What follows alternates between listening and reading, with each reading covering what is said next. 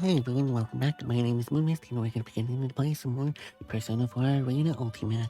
Hopefully everyone's having a wonderful day or night where they currently are watching. Okay, so let's go ahead and begin with I guess the storyline this time. Alright, let's see what we have in store. Are you awake? Maybe. I may be awake. I'm sorry. I had turned off my consciousness to test the new equipment installed on me. New equipment? Yes, that's why we use the emergency channel. We've been asked to go into action. Has something happened? Who sent the request? We'll brief you on the details in transit. Who is he talking? Also, Who is he? regulations Who's this say guy? that the member with the lowest serial number is in command. Currently, that's you. Oh, I'm in command? Are in you command. sure about this? After all, I'm... You're well suited for it, in my opinion. Understood. oh. Understood.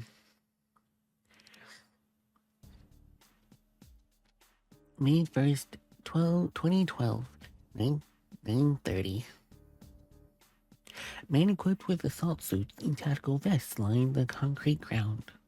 Their urban camouflage and unmoving poses give them the appearance of an ordinary line of rocks. Okay. 30 minutes have passed since the special assault team took up their position up on the landing strip surrounding the stopped passenger plane. Their captain glares at the plane before slowly turning around and looking at each of his men. Every last one of the boys has ski masks, this thick with tactical visors to mask their identities, but he knows them nonetheless. Tell me about the situation and make it quick. We don't have much time. I guess it's interpretation. Interesting. One of the team members stepped forward. The touchscreen tablet in his right hand has a summary of the case on it. Memory 1st, 2012, around 900 hours, a wide-body passenger aircraft headed for Kagoshima sent out a 7,500 SWAT code during passenger boarding.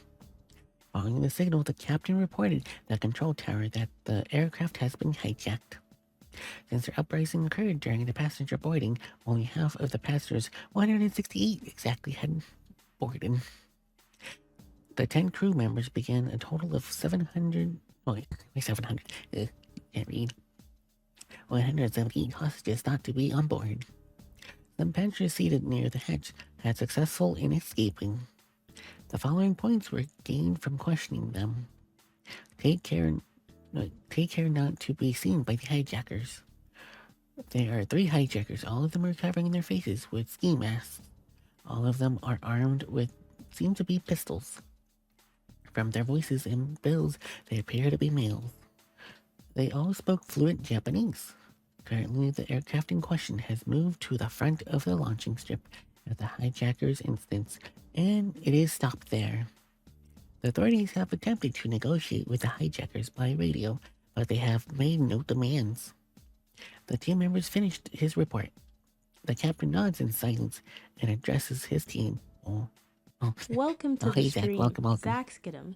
So what you Maple, missed? the fairy bear girl, Let's is see, what thrilled did to you have miss? you join our Okay, so you missed enchanting Mitsuru's and adventure. Akishiko's. Let's create magical Okay, memories so together. Mitsu, apparently, I forget what it, like some sort of the police person, like was taking in some of the Keijo, stuff.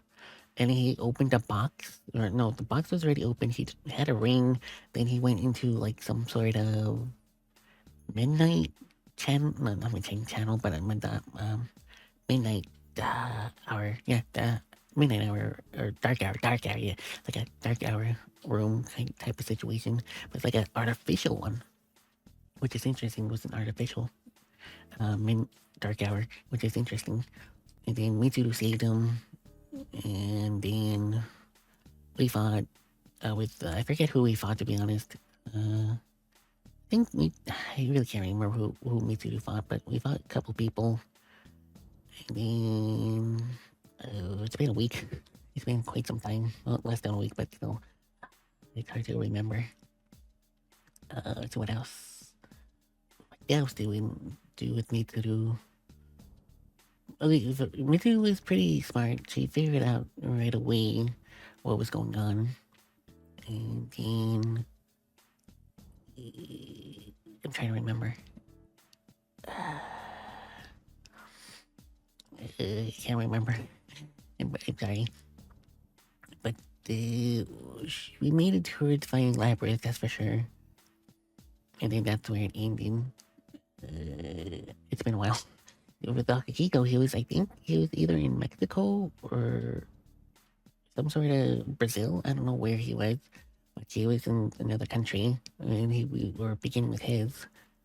He was almost getting gunned down. He was getting mugged. He was dodging bullets left and right. And then he beat them up. And then a bartender came up and was like, "Hey, good job. You did a good job. I'll get you something." And he's like, "I need protein. You have protein." And the bartender's like, "I don't think I have that."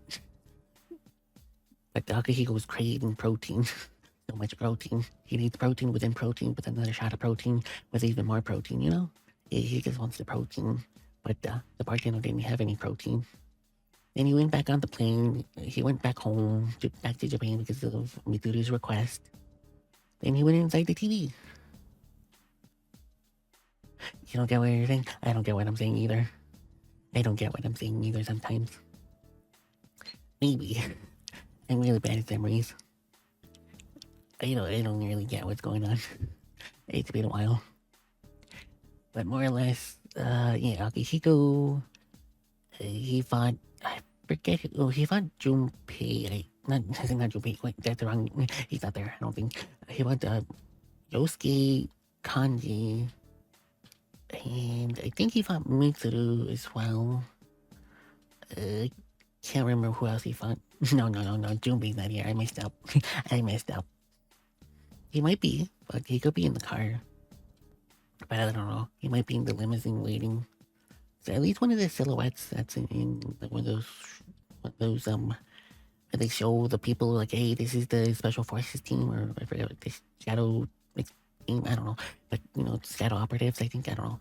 It seemed like he might be there, but he's not in here yet. I don't think. I messed up,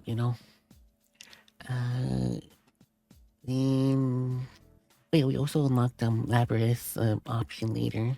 We could play as Labyrinth now, which is pretty cool. But we're right now playing as Aegis. That's pretty much it that I can remember. I have bad memories sometimes, so sorry. I think that is like a really extremely rough summary. Very rough. That's all I can remember. Yeah, sorry. But let's go ahead and continue. There hasn't been a plane hijacked in this country in over 10 years. Oh. None of us, not even me, have dealt with this before. Not even you, Captain? Dang. Still, the procedure remains the same. Trust yourself, remember your training, and keep a cool head. Right. The captain turns towards the plane again. Taking that as a cue, the team scatters to their specific posts to take up positions. The only thing to do now is to see what happens. Well, eventually, 10 o'clock comes around. Half an hour has passed with no new developments.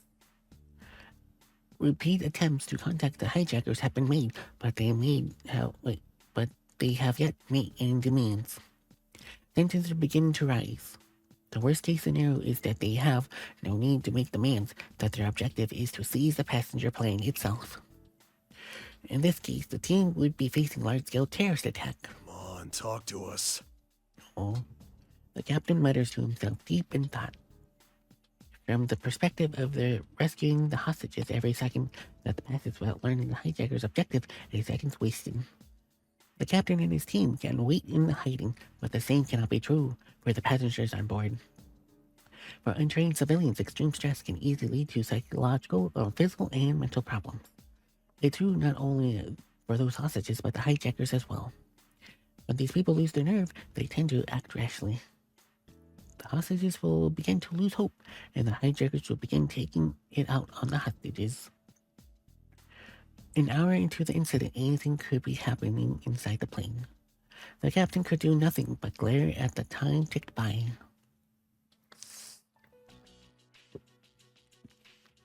After 15 minutes more had passed, a slight change in the situation was reported.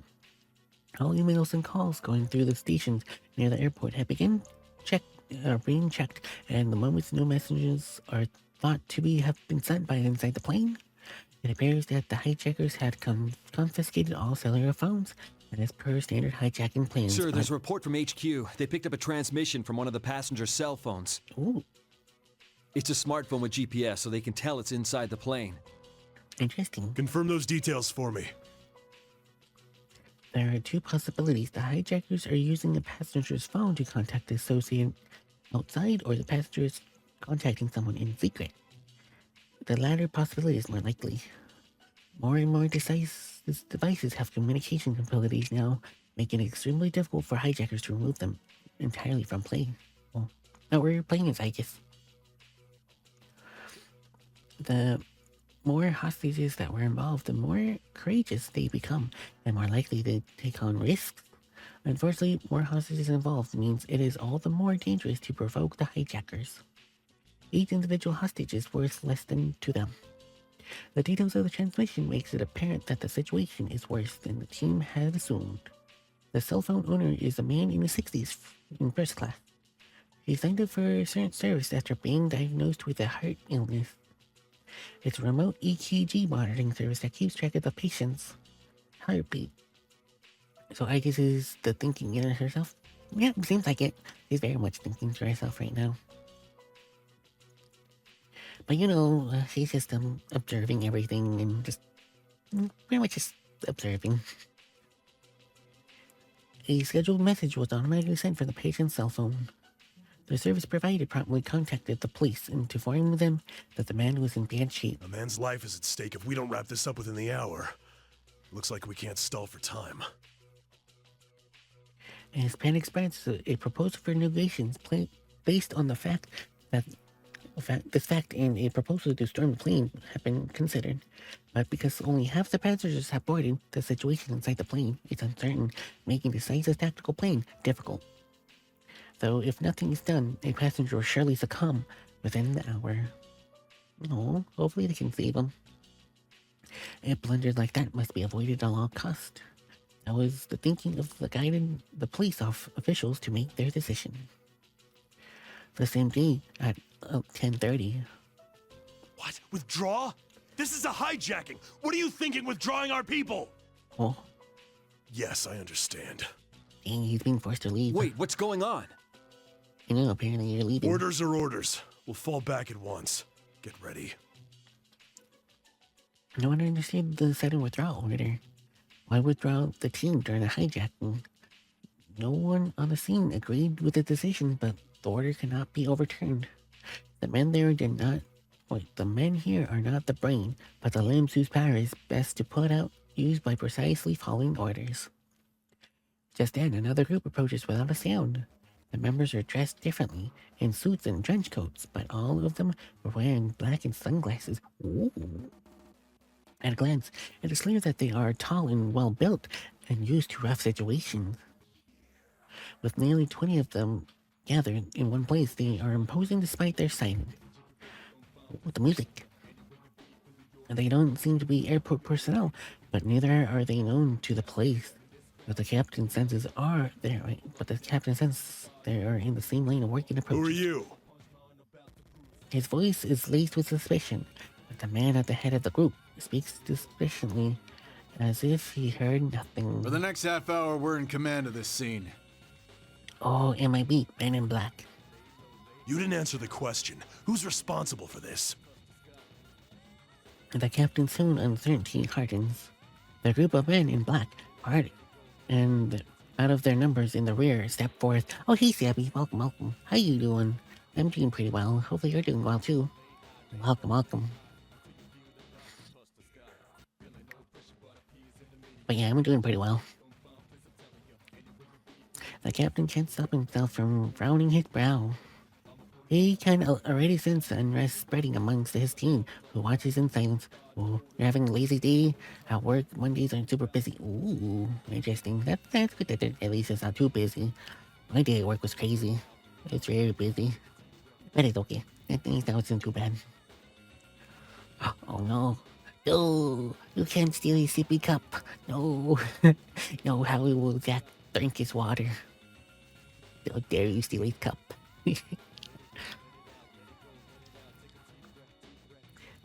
The one stepping forward looks like to be a 17 to 18-year-old girl. Oh no, you make Jack cry. She's dressed in black and wearing sunglasses like those around her, but her slender build is out of place. Her blonde hair stands out even more in contrast to her all-black outfit. The girl walks a few more steps forward and removes her sunglasses. Oh, okay, so this is just a regular storytelling, so I just wasn't here yet. Till now. Okay. Interesting. And the captain had intended to praise the look in her eye, but only gasped in the face of the crystalline blue. Yep, he's in a suit. Look at her. He's so professional. He quickly regains himself and frowns. So you're the one in charge? Hey, look at her. He's so dapper. Hey, suit. Yes. Girl with MIB. Are you shitting me? There is no time to waste quarreling. It's a suit. Yeah, it is a suit.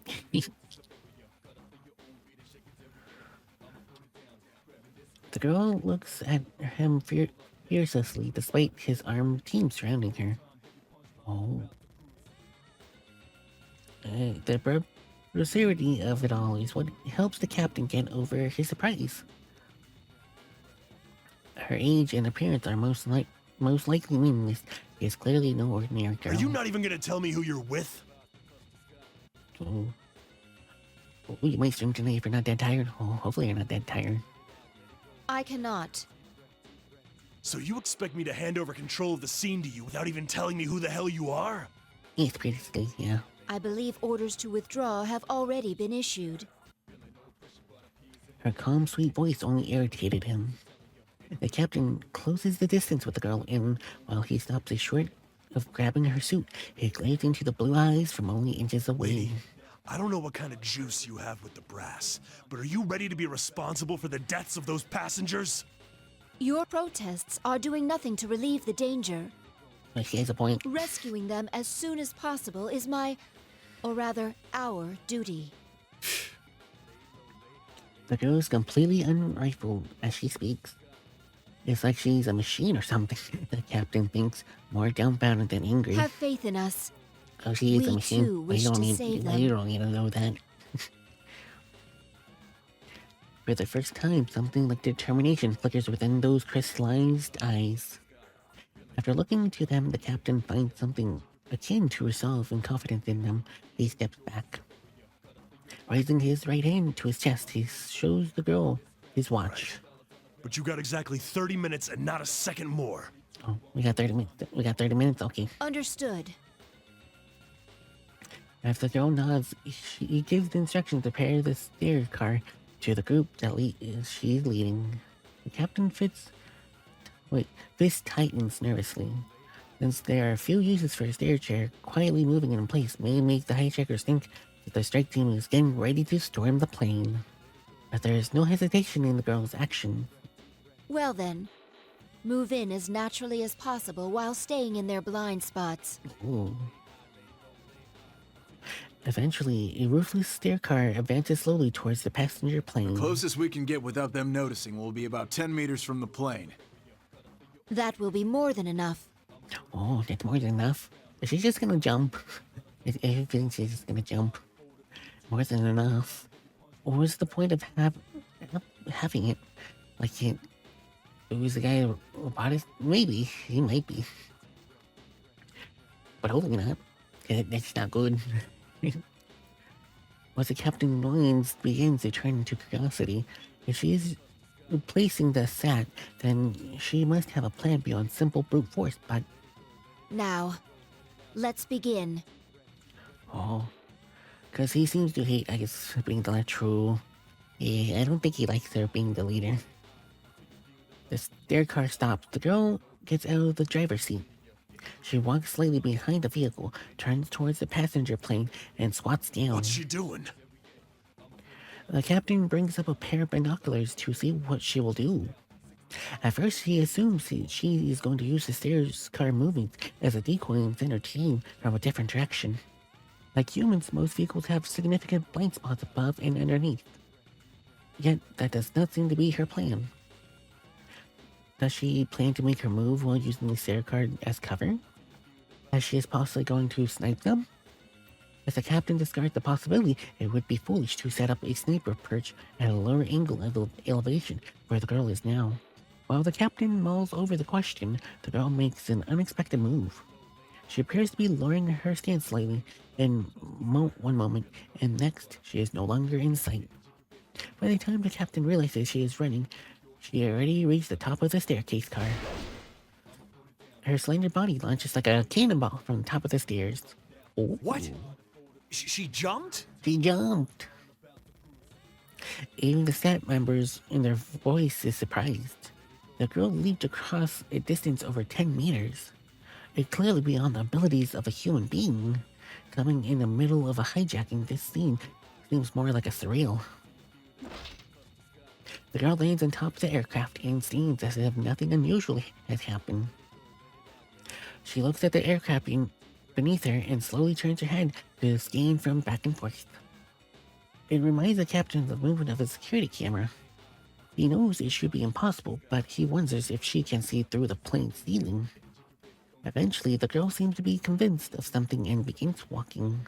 When she reaches the boarding hatch at the front, she moves her right hand to her back. The captain notices that it's a special knife, coated in gray from blade to hilt, is in her hand. What's she gonna do with that knife? She's gonna cut the plane open, that's what. The girl suddenly lowers her stance and slides down the side of the aircraft. As she is about to fall, she thrusts the knife into the jam of the hatch and dangles That's from just crazy. it. He's going crazy. He doesn't know what she's doing. He's like, what the heck is happening? She then uses her left hand to pull the handle and unlocks the hatch with ease. Once the thick airlock is doors out of the aircraft, the girl nimbly jumps into the plane. The captain is shocked by her dauntless method. He begins to wonder if she is indeed intends to defuse the situation on her own. The captain lowers the binoculars and faces the reality before him, and with his own eyes. Who in the world is she? The doubt she had dismissed raised within.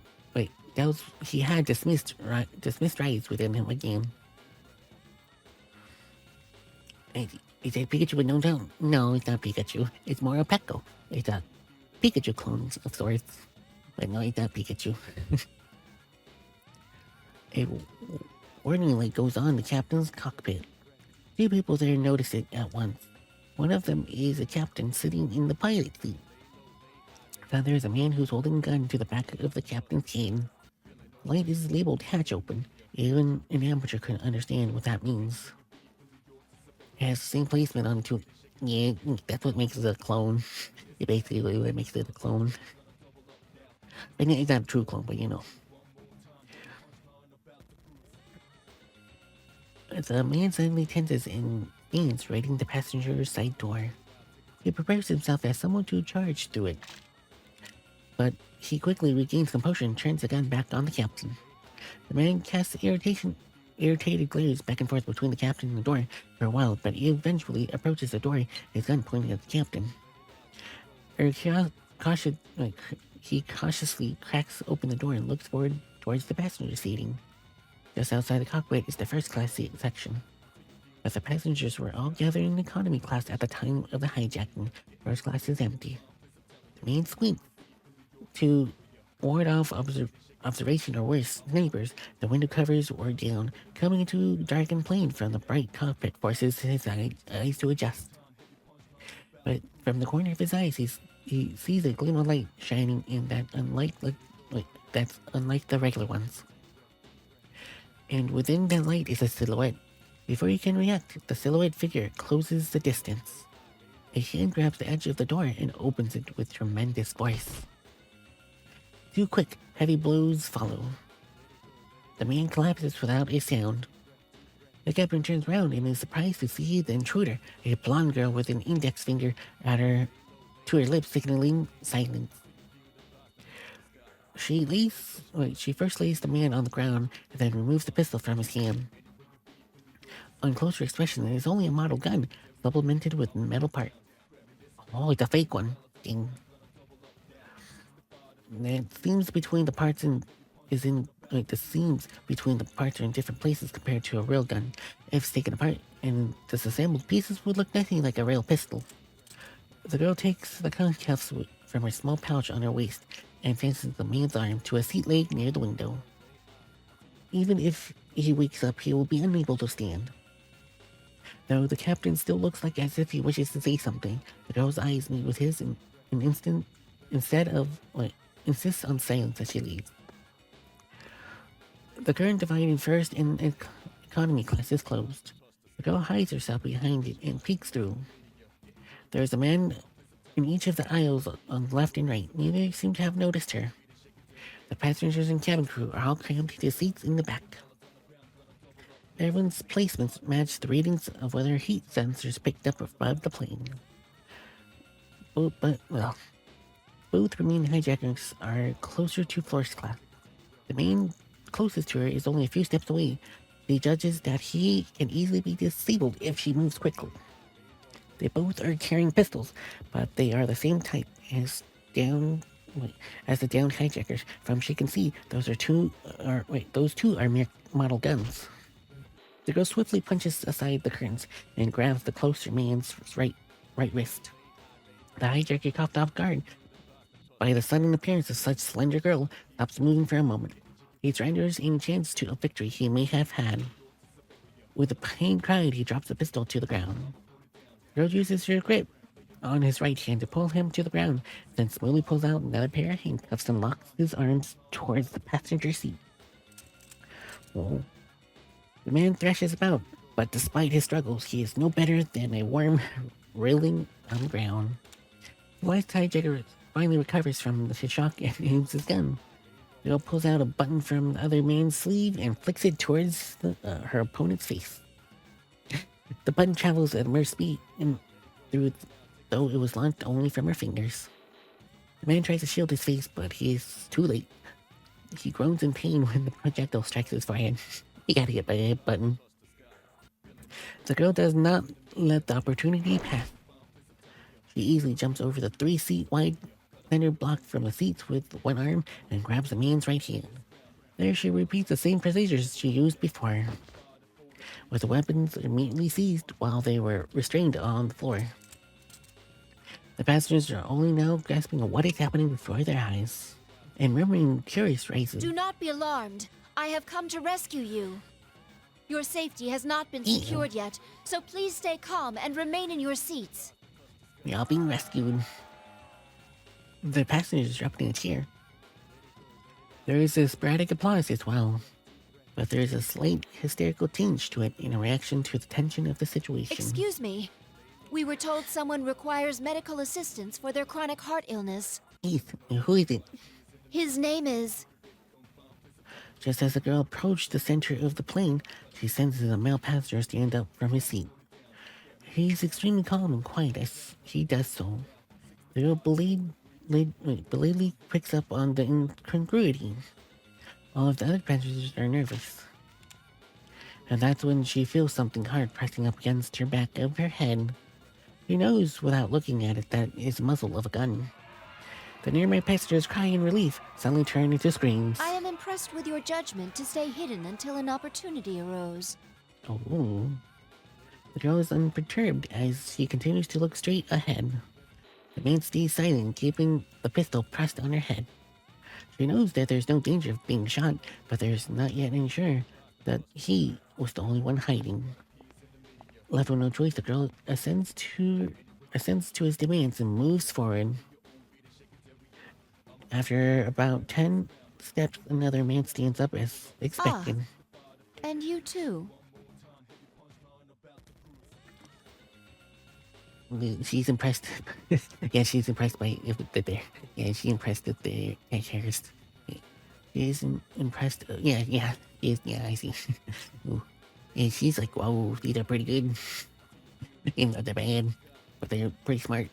The man doesn't answer. He slowly approaches the front. The girl is now sandwiched in front and back. At that moment, footsteps sound from beyond the curtains, leading to first class. The two culprits both reacted at once, but it's too late.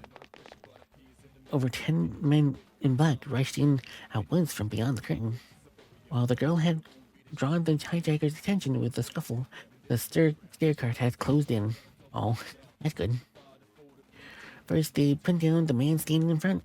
The narrow passage gives the man behind her a short reprieve, but it didn't last long. The moment he lowered his hand, gripping the pistol in order to escape, the girl grabs his wrist. So focused was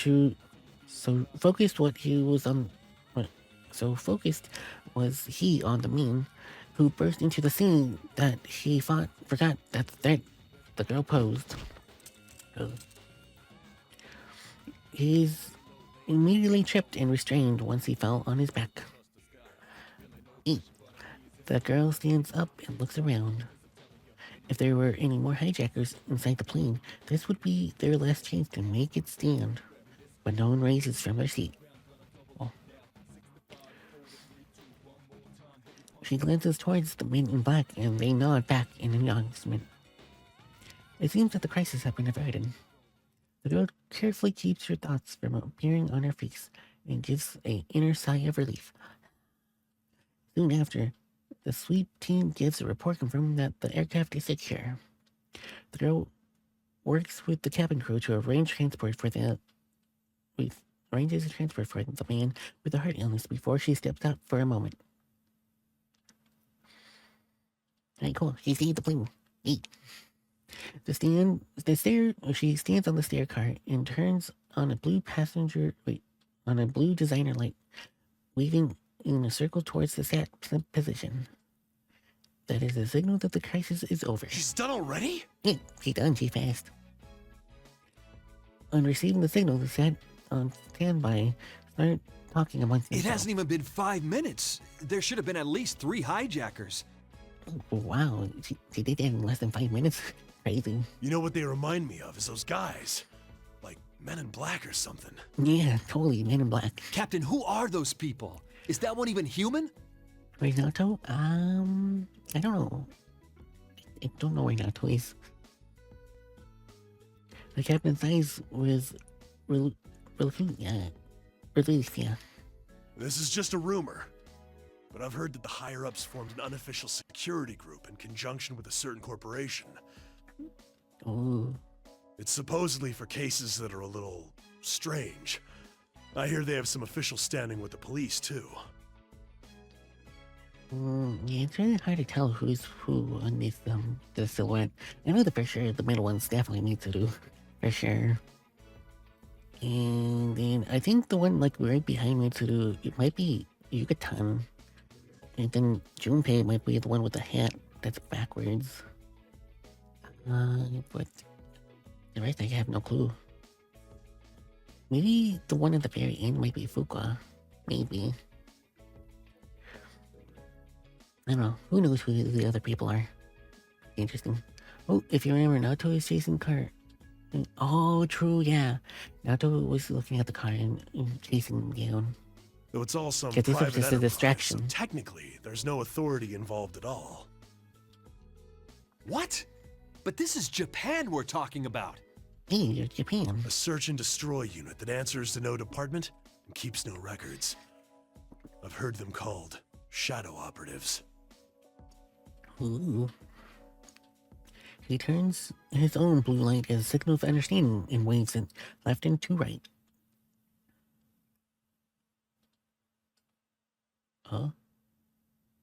Game? Wait, game? Why aren't you moving? The game freeze. What are shadows? Shadows. I have no clue what shadows are. But I think the game froze. Game. Oh, there you go. Weird.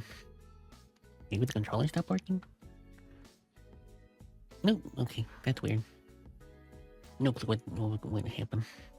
It's all fixed now. The response light teams up from ahead of them. The girl then sees the captain spread his arms and shrugs and smiles. For the first time, the yellow circle was still spinning. Oh yeah, it was still spinning. But it just wasn't getting input for some reason. But it's okay, everything's working now. She feels slightly bad for them. Her team may have seen them, though they had done nothing wrong. I should apologize to them later. But then, out of the corner of the girl's eye, near the entrance of the luggage carts, at a corner of the building, a figure catches her attention. A girl? Oh, interesting. A girl seems to be about her age and wearing plain cape-like dress. Ghost? Oh no, ghost. That's not good.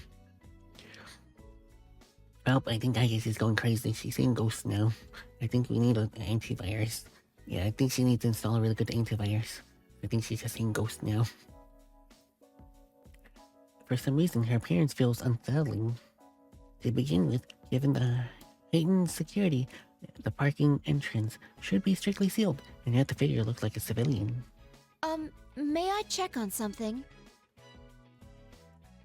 The girl calls to SAT Captain over the radio. Noticing some slight interference, she looks down and adjusts the frequency dial. What is it? If you look towards my left, in front of the luggage loading bay is... But during the moment she looked away, the figure disappeared. She's not there. That can't be. The girl looks around, but the figure is nowhere to be seen. Where could she have gone in this open space with nowhere to hide? What's the matter? Yep, it was a ghost. Oh, I'm sorry. I was apparently seeing things. Yep, you're seeing ghosts. The girl shuts the radio off. Who was that just now? Was I truly seeing things? With those questions in mind, the girl tries to remember the figure's appearance in the details. Only that she does realize the cause of her unease. The light blue dress the figure wore. It was very similar to one she herself had once. It reminds her of those days when she did not yet have a heart.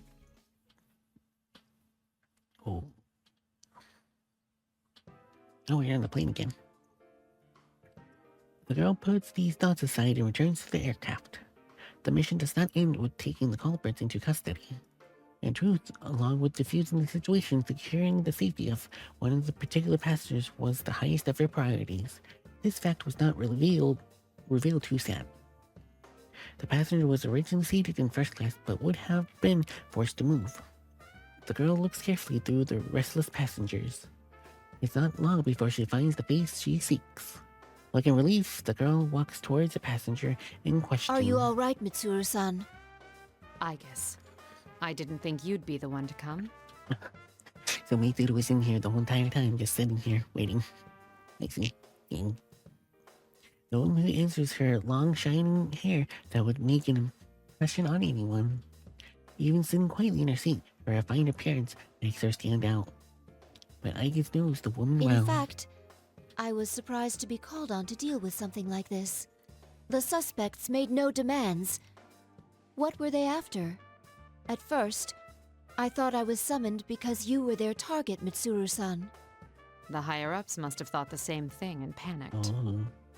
Yeah, I could see that. Especially considering there's cargo on that plane they wouldn't want made public. Wait a second, that cargo... It's gone. Is something wrong? This hijack seems strange now that I think about it. They made their move before takeoff, which is odd timing, and they forced the boarding announcement to be stopped. I thought maybe it was their way of trying to pull it off with a small team. Are you saying that rather than a passenger, they were after that cargo? Yep. It's true that no one would consider the unloaded luggage during a hijacking. I guess I need you to check on my things, though if I'm right, it's already too late. In response, Igus instructs her team via radio to secure all the luggage transport route. Moreover, she requests a search to ensure that no cargo has been taken. Even if you're right, why would they be interested in your belongings? My usual cargo wouldn't be worth hijacking a plane over, but I was carrying something sensitive this time. Oh, sensitive. Normally, if they wanted it, they'd have to bypass a Kirijo facility's security or attack the vehicle transporting it. But by doing it this way, they can divert the entire country's attention with a few model guns. Mitsuru smiles. I guess can tell that she's impressed with their audacity despite herself. Mitsuru-san's cargo. Sensitive belongings for a vacation. Ah, I understand. You understand? Hijacking a plane out of a desperate desire for undergarments. This incident will surely go down in history. Yes, it will go down in history, alright. These legendary undergarments. The most prized possessions anyone can search. Just don't tell Nick. Undergarments, underwear. You know, underwear. Yeah. Just don't tell Nick Cage, or I think that was his name from that one movie. National Treasure. Yeah, the National Treasure movie, the guy. I think his name is Nick Cage, I can't remember. Just don't tell him. Guess he's gonna come. Your national treasures. Your truly national treasures. Mitsuru's eyes bulge at the unexpected comment. What? You're jumping to conclusions. It's not sensitive in that way. Besides, my underwear is in this bag and... Yep. Yeah, underwear has still has different words. Yeah. That's it. Enough about underwear. Yes, enough about the underwear. Let's not talk about her underwear, okay? She forces a cough and steers the conversation back on track. More accurately, my the cargo national contained treasures. items from Ergo Research. My trip to Kagoshima was partly vacation, but also to oversee their transferal to Yakushima. The official name of Ergo Research is it the Kirijo Aeronautics Research Lab. Both Mitsuru and Agis have many bitter memories associated with that name. A pale hinges in the air, but a radio transmission from one of the Agis' team cuts the moment short. Aegis speaking. I see. No, she understands. Mitsuru looks at Agis questioningly as she nods. It's as you suspected. They found that one of the boxes scheduled for transport has gone missing. Oh no. I thought as much. With a small sigh, Mitsuru raises from We her must seat. get it back, I guess. The rest of the team can finish up here. I need you to come with me. Agis inspects Mitsuru to cease carefully. Will you be joining the search as well? Well, I am personally involved, so yes. Oh, just make sure to keep your national treasures with you. In other words, you will officially rejoin the unit and participate in this mission. To be more direct, is it accurate to say that you are abandoning your vacation? Oh. Mitsuru sighs with some exhaustion. Agis interrupts her signs as approval. Then I hereby transfer command authority to you, Mitsuru-san. Regulations state that the member with the lowest serial number is to take command. And since you are member number 1... Oh, I see. So she's member number 1. Agis is member number 2. Interesting. the official leader of the Security maybe Department she's number Shadow 2. Response Unit, also called the Shadow Operatives. Nice. See, so Mitsuru stopped working with the shadows for a while? No, I think she was just going on vacation, that's all. And she was transporting stuff. So, maybe she was just going on vacation with them transporting some cargo. So maybe, just for a little bit. I had a feeling I wouldn't be able to enjoy this vacation for long.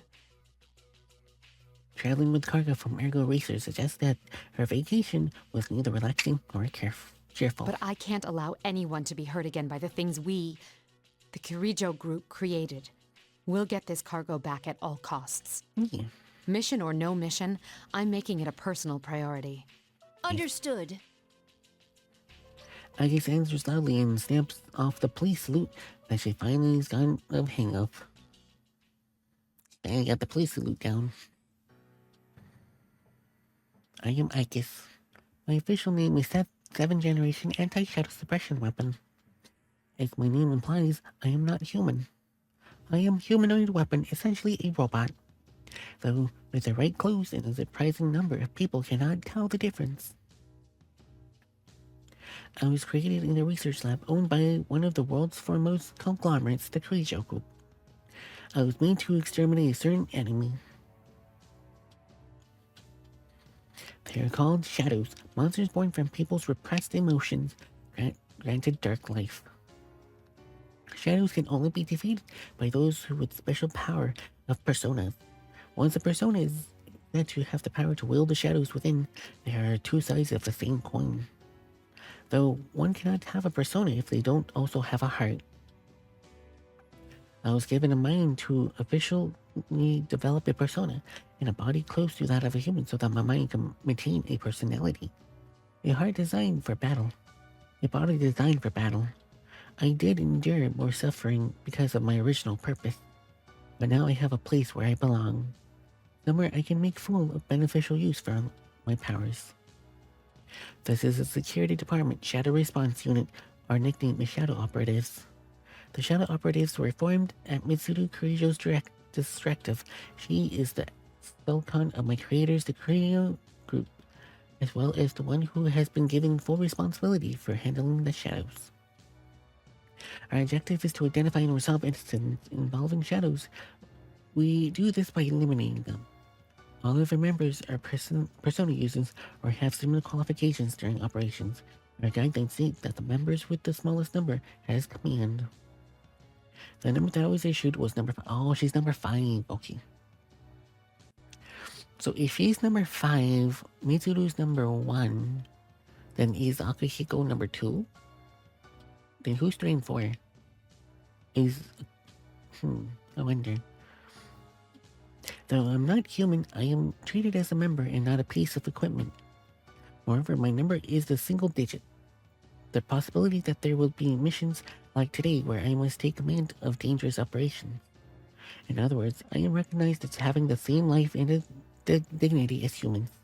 Because Mitsuru-san and the others have such trust in me, I want to repay the trust with results.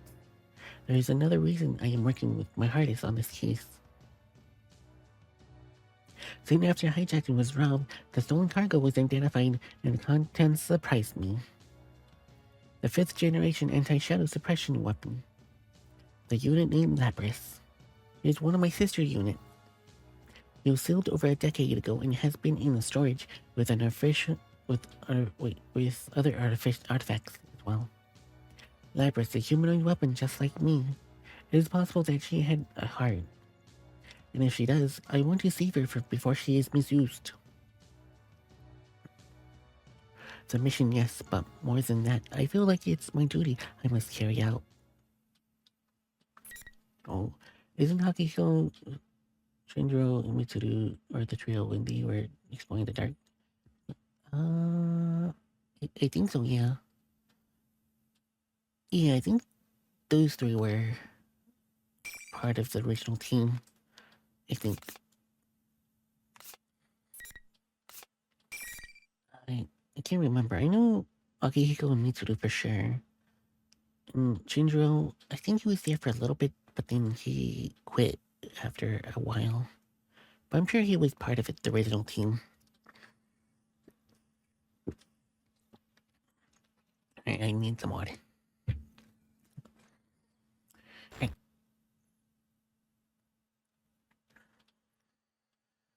Next day, May 2nd, 2012. Can't speak.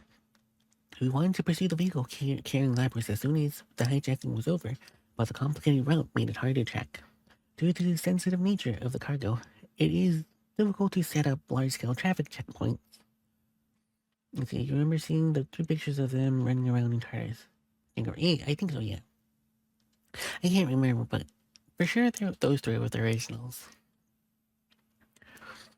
Because I think it was just those 3, then once they went to high school, Yukari joined, and I think it was... who was after Yuki? Not Yuki, but Yukari. Was it Makoto?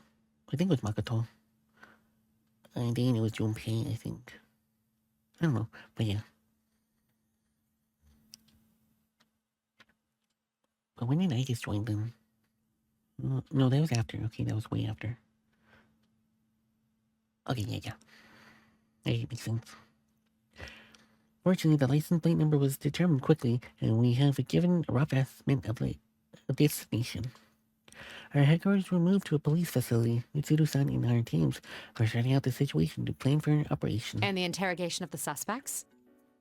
It's begun, but all of them are claiming that their memories at the time are very foggy. So they've been sent in for evaluation. Oh, you found it? Oh, thanks. The psychologists who interviewed them think it's possible they're not lying. So none of the 5 have any memories of what happened during the hijacking. Oh, dang. They forgot what was going on. They have brainwashing. Normally that would seem preposterous. There may have been some hypnotic effect, but even then... Oh, that picture. Oh, yeah. I do remember that a little bit, yeah. They're so young in that picture. They're so young. We're dealing with someone after materials from ergo research. They'll likely be very well informed about shadows and the mind. Knowing that, it doesn't seem so strange. It would also explain the extreme lengths they went to create a decoy. What else do we know? Another team member answered Mitsuru-san's question. Since the cage storing the 5th generation is too large to transport by personal auto, we narrowed our search to large vehicles that left the airport. Oh, it's smart.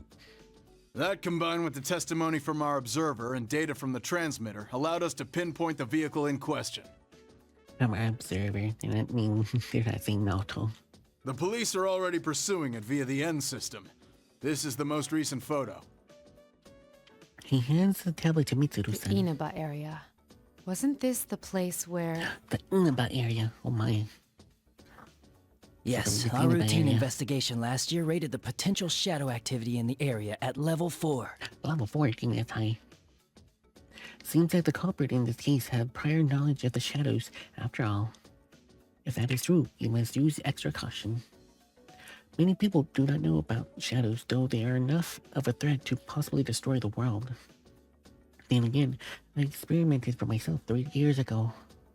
If someone is trying to manipulate them, we must prevent it at all costs. Let's talk about the stolen 5th generation unit. I guess, as the 7th generation, would be her younger sister. Yeah, A sister. yes, a sister. My older sister. Is one of your older sisters. I'd like to know why she was sealed. 5th generation anti-shadow suppression weapon, Labris. The records show her to be the first model fitted with an artificial personality. Oh, In other words, she has a heart? There's no knowing if it was developed enough to call it that. She seems to have been made to gather test data rather than actual field use. interesting. What are her combat capabilities? She wasn't given firearms, since her regulatory system was inadequate, so she was instead loaded with some kind of special equipment. Unfortunately, the equipment? majority of the records pertaining to her are missing, which means that's the extent of our knowledge. Special equipment. Oh, We also don't know why she was sealed. Many of the documents regarding the old ergo research were lost, probably to cover up incriminating evidence. probably, yeah. We don't even know what she looks like. All we do know is that she was a life-sized android. We'll just have to find out along the way. Mitsuru-san swiped her fingers across the tablet with a few times and shows it to the aide. I'll need these 3 individuals' cooperations. I'd like to join them in the field. Are you sure about this? Try not to make a scene when fetching them. Not all of them are part of our organization. Hmm?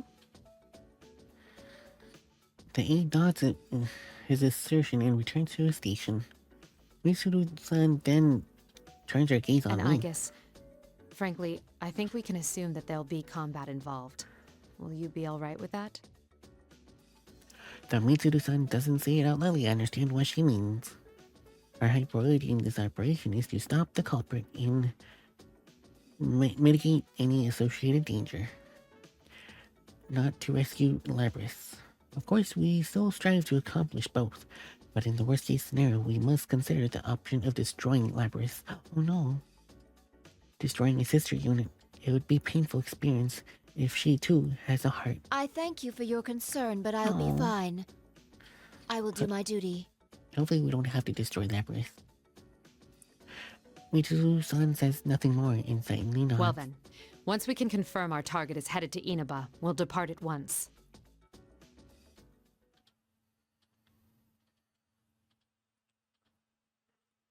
May 3rd, 2012. As we get ready to depart for Inaba, Mitsuru-san and I go over the last-minute details inside the police station. Mitsuru-san is absorbed in issuing instructions all over the cell phone she's holding. Permission seeps into my heart. Permission seeps into my heart in ways I wait. I begin muttering to myself, oh. So Labris is technically a non-official android then, because she is a testing robot. I think so, yeah. She's mostly a testing unit. So I think it's mostly just testing, never field research or anything. Just testing. Will we be able to find Labris? So basically, like a really My sister. a prototype, basically. That's basically what she is. Just a prototype. No weapons, but just special equipment. Mitsuru-san's surprised voice makes me realize how unlike me these doubts are. Will we be able to save her? Isn't that what you really want to ask? Yes, can we? Don't worry. As I mentioned to Akihiko, fighting Labris is not our priority. The reason I formed this shadow operative team is to save lives. We will find her, whatever it takes, and bring her back. We can do this. Yes. I'm sorry to be so pessimistic. Those feelings you have for Labris, you should tell her when you see her. I will. Yeah, you better. She's so happy. Friends bound by trust are irreplaceable indeed. I hope that Labris will become one as well. Eventually, the preparations are made in our limousine to depart on its journey to Inaba. I still don't understand why you're taking the limousine. Still don't understand. That evening, we are in Inaba now and traveling down the Midtown Street. Though it is called Midtown, it is very different from the urban environment. It is quite rustic road. The vehicles we're targeting are easy as discovered. The transmitter that was attached to it when it left the airport luckily for us still active. But the vehicle has been abandoned and the cargo gone as well. To trace it further, we must learn why the copper came here. Specifically, we need to know the details on what happened last year. Though this was already assumed, so we had a plan. Mitsuru-san ordered the driver to park nearby. However, this poses an unexpected problem. Our vehicle is long, black 8-door limousine. It stands out in the countryside town more than where it was parked. Yeah, I don't know why you bought a limousine. Mitsuru-san, our activities are supposed to be undercover, correct? Yeah, so why'd you have a limousine? Yes. For undercover missions, it will be necessary to keep all personnel and vehicles from being noticed. Right. Mitsuru-san, may I say something that I've been meaning to say for a while now? Please ask the question, why a limousine? No. What do you mean no? Understood. Come on. All I told them was to give us a car with enough space. Oh, this is way too much space. It's way too much. Wherever we go, people peer into the windows out of curiosity. We avoid the pub guy as much as possible and finally park in what looks like a site for vehicle disposal on the outskirts of town. Our contact has arrived. I then noticed a middle-aged man in a gray suit standing outside of the window. I recognize his face. He is one of the 3 collaborators Mitsuru-san contacted before our departure. I scooted over to the door and opened the window. Oh my! This was not our designated meeting area, yet he has discovered us. Suddenly, something not unlike an expectation or expression or disappointment appears on his face. You want to know how I did it? Oh. I cough and We appreciate your cooperation, Detective Kurosawa. Mitsuru-san gets out of the vehicle and slightly bows. 3 years ago, when we were still fighting shadows in secret, Detective Kurosawa worked as a police officer in a nearby police box. He believes that our intentions were good and supplied us with certain contingencies under the table. His job made it risky, but he always acted on behalf of what he believes to be just. He said this many times while supporting us in secret. He's a strong man who always acts on his belief. But now our organization has official government sanction. He can now cooperate with us without being considered dishonest or nothing. In fact, now that Kurosawa-san's prior activities are justified, he's been promoted for his expertise. I've heard that he is now a plainclothes detective working at a central precinct. Long time no see, miss. And I guess, was it? Yes, I guess. Indeed. It has been a while. Kurosawa-san fixes his eyes on Mitsuru-san and me. It is feeling awkward. We are both dressed for combat, and I'm not wearing any clothes to cover my true form. Sorry for staring. A humanoid weapon. I was skeptical when I heard, but seeing you in person doesn't leave any room for doubt. I'm sorry that I kept it hidden back then. It's all right. It would have caused more of a headache if you'd gone around looking like that. Oh, that's true. Hearing him say that, I cannot help but Seeing you laugh like that makes it harder to believe you're a machine. Yeah, my nose. I shouldn't make you stand while we talk. Please, get in. Sorry. I haven't seen you in a while, so I had a lot to say. Mitsuru-san asked Kiryu-san to collect information on the serial murder case that occurred in town last year. When background investigations were carried out across Japan at the end of 2011, the region showed high ratings of shadow activity. Oh yeah, she didn't show up at the PlayStation, I guess, this episode, being a robot, but as a high school costume. True, yeah. She was mostly dressed up as a high school student. But although it was investigated, there was no effects apart from unseemly, unnatural weather. Then again, what if something happened that was just too hard to detect? Mitsuru-san suspected the serial murder case was related to these shadows and asked Kurosawa-san to have the local police force share their reports. We could have requested them directly, but what we wanted would not surface the information found in the investigation records. There are limits what an unofficial unit cloaked by authority can do without a direct request. I found out quite a bit regarding the case you had me look into. First, I reviewed the report on the incidents from last year.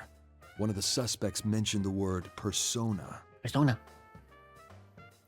I locked keys with Mitsuru-san. So what went on here last year? It's probably related, but I wasn't done there. Parts of this guy's testimony were even more outlandish. If you can take what's in the record at face value, it seems persona users can enter TVs within the Inaba region. Oh, so it's only related in Inaba. Enter TVs? What? Just what it sounds like. You physically stick your body into the screen and go inside. He claimed there was another world in the TV, and dropping people inside it was the method behind last year's murders. This all sounds rather absurd. I'm surprised it was included in the police report. I got in touch with the detective in charge at the time and said the same thing. Oh. So only Inaba region, this actually makes sense. Yeah, it seems like it's only Inaba region. I wonder what makes Inaba so special. Was it because of the three gods? Maybe it was because of the three gods, maybe. Or is it two? Was it 2 or 3? I can't remember. It's probably because of those gods. Apparently the report was filed by a young partner of his at the time. He'd entertained the wildest testimonies like this one. He sounds like quite the oddball. He's quite the eyeball indeed. If this was what really went on, the police would have had no chance cracking it. But that Detective Dojima is one shrewd guy. Even with all the supernatural hocus-pocus surrounding the case, he caught the culprit. Kurosawa-san signs. He seems a bit That's all I have for you right now. I should be going. I doubt either of us has time to reminisce over the old days. It's funny, though. I thought the fighting was over, but you guys surprise me every time I see you. Thank you very much, Officer Kurosawa. Why don't we at least see you off? Oh, that's all right. I've got my own car. I doubt my department would appreciate your tastes. Yeah, the taste, ooh, that's a little too highball. If I ever showed up for work in something like this, I'd be the talk of the force until the day I retired. He opens the door and exits the vehicle. He gives a short farewell and leaves without turning back. Mitsuru-san, this could be bad. Our sense of social aptitude is in question. Ugh, I can't deny that. What should we do now? Yes. First, we'll need to test the claim that Persona users can enter TVs. Hearing this makes me realize something. Although I had to call it a vehicle disposal site, looking around I can now see that there's also household electronics like refrigerators discarded here as well. In the corner is a stack of TVs. There is a discarded TV over there. If the environment does not matter, we can use it to test the phenomenon. I volunteer to get out of the vehicle. Wait, I guess. If you remember, God merged with Teddy Shadow, so that's one. One merged with Mara. Okay, that's two, and one was Takachi.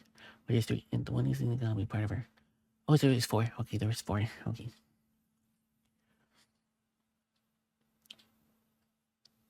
So yeah, there's four of them.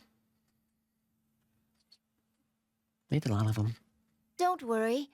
I'm just going to touch it. I extended my right hand and touched the screen of the biggest TV I can see. My fingers brushed the glass screen, but although it seems to be touching it, I feel no resistance from the surface. I pushed my hand forward a little bit more. A weak light runs across the screen, and my forearm sinks into it. Amazing! Rings of light spread from my contacts of my arm and rippling like water as a pond. Interesting. It's exactly as the police report said. What's it like inside? Do you feel anything? It's snow. Look at snow. It's so cute. A little buggy. Not particularly. No. Wait a moment. My sensor detects a sensation I've never felt before. But the knowledge of what it is has already been recorded within me. It's the same as mine. It's hard to say definitively since this is my first encounter with it, but I believe this reading is from a personality module. Oh. Does that mean our retrieval target is inside the TV? Probably. Huh. Sounds like fun. I hear a voice come from an unexpected direction. Mitsuru-san and I look towards it. What we see is a silhouette wearing a low hood that covers his eyes and tattered cape. It blows in the wind, just looking at the character in a Western movie. He stands in the top of a mountain of trash, his arms crossed. Is that Akihiko? Maybe. Huh. He jumps down nimbly and walks towards us. You didn't show up at the rendezvous point, so I went looking and found you here. This whole TV thing is pretty interesting. It's very interesting. I would never forget the man laughing so fearlessly. Like Mitsuru-san, he's a friend I once fought alongside, Akihiko Sanada. He was a student boxing champion in high school days, and staunch ally, powerful but even without his persona. He's also second calibrator in the chief. It's been a while, Akihiko-san. Yeah, good seeing you. Akihiko, what on earth are you wearing? Just what were you doing overseas? Didn't I tell you that I was on a training expedition? Don't tell me you came here from the airport like that. Does the concept of keeping a low profile mean nothing to you? Mitsuru-san, I believe we have lost the right to complain about that. Truly, he very much did, with the limousine, that fur coat. Mitsuru's size and annoyance. Oh yeah, Akihiko-san was on a training expedition overseas until this morning. As a result, his appearance is very different from the last time I saw him. But his aggressive personality and love of challenge seem to be the same as always. He gives a cocky smile and smacks his palm with his Anyway, we can get inside from that TV, right? And what are we waiting for? Still the same Akihiko. We don't know the situation inside yet, and we'll need a secure means of getting out. So what? If we want to get this Labrys back, someone has to go inside, right? Well, that's... Our target hijacked a plane to throw her into a TV in this town. If we sit on our hands, it's possible we'll be put in serious danger. Probably. Akihiko-san steps towards Mitsuru as if pressing her. We're different from how we used to be. We made the choice to fight shadows as professionals. That's why I traveled around the world and trained harder than ever. And now that something's actually come up, you're hesitating? We agreed to do this. I'm ready to stake my life on the mission. Good. Akihiko-san's opinion is a bit strong, but he's not incorrect. It could be that Akihiko understands that fully significant forceful is his role. Because Mitsuru-san takes caution seriously, as the ultimate authority in this case, she frequently second-guesses herself. But I've seen Akihiko's words cut through her hesitation in the past. It shows his trust in Mitsuru-san, not to make decisions in error. All right. Wait right here. I need to go make a phone call first. Sorry. I'm getting a bit sleepy. Okay, but make it quick. Oh. Okay, she's got thing again. Where they go in the TV?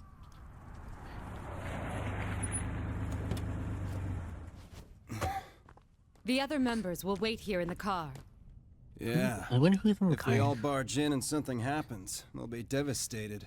Now that you mention it, at least one of us should be staying behind as well. I am not staying. Well, if you're all going in, then and you have people in the car, it should be fine. Us three will be plenty. We'll end this in a flash. Yeah. No problem. The same as always. Although, we have no idea what might be waiting for us on the other side. Don't get careless. Right. Right. This situation, it brings back memories.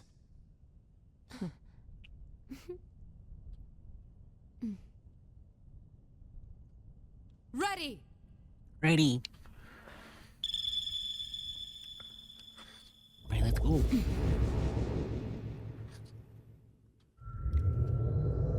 I mean, this was very story heavy in the beginning. Almost was an hour. Crazy.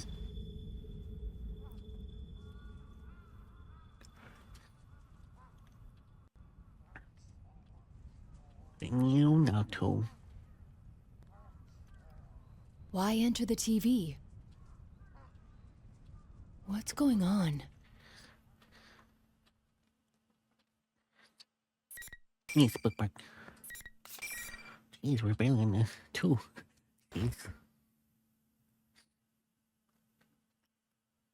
Oh, let's see, you looked it up in the God Merging Detective show. That's the same as the one. Oh, okay, so the same as Itachi, so that's 1. Then Armor Sagiri, that's 2. The one eye that creates the fog, okay.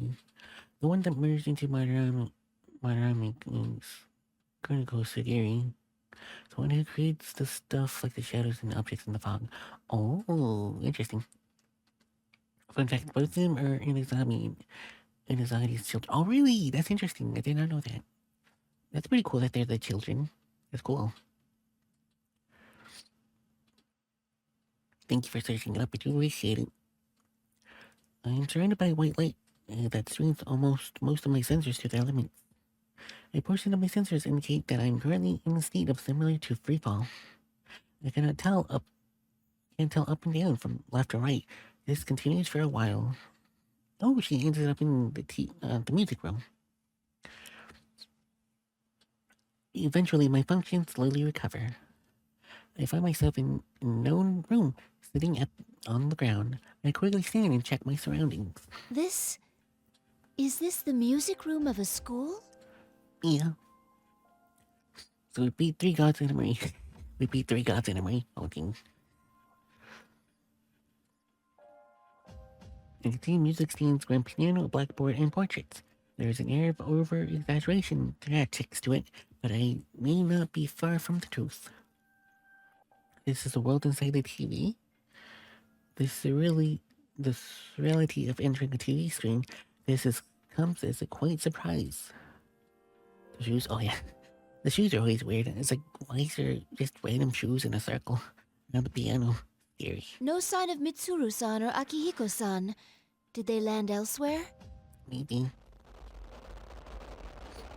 So much noise. I can't contact anyone like this. I attempt to use my communicator, but there is no response. This looks like an ordinary classroom, but it has an alarming amount of radio interference. When I try to concentrate my senses again and detect a bizarre disturbance from the front area that's unlike normal buildings. This may be another world after all. In any case, I might join up with Mitsuru-san and Akihiko-san. But just as I begin to make plans to do so, the monitor hanging from the ceiling switches on. What appears on it, how to describe it, a bizarre figure that looks like a living costume? Oh, that's pretty accurate. I spy an unknown yet bewitching babe. Damn, General Teddy. You got bewitched already. How unexpected! Unexpected!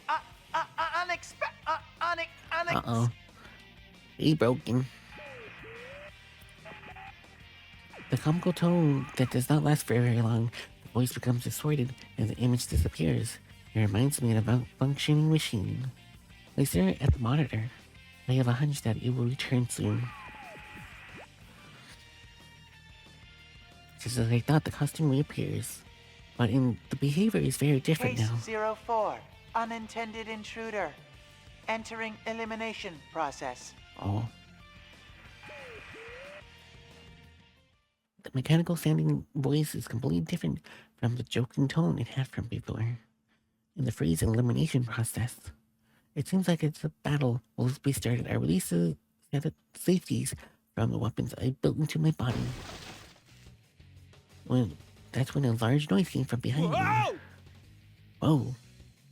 A young man in a school uniform comes rolling in with a yell. A human? Ow! Kanji! Jeez, they decided to open right then. This makes no damn sense. Kanji. I thought I was ready for any eventuality, but I had not expected to suddenly encounter a human. Are you all right? You seem to be unharmed. The young man looked back at me with a steely gaze while fixing his bleached hair with his finger.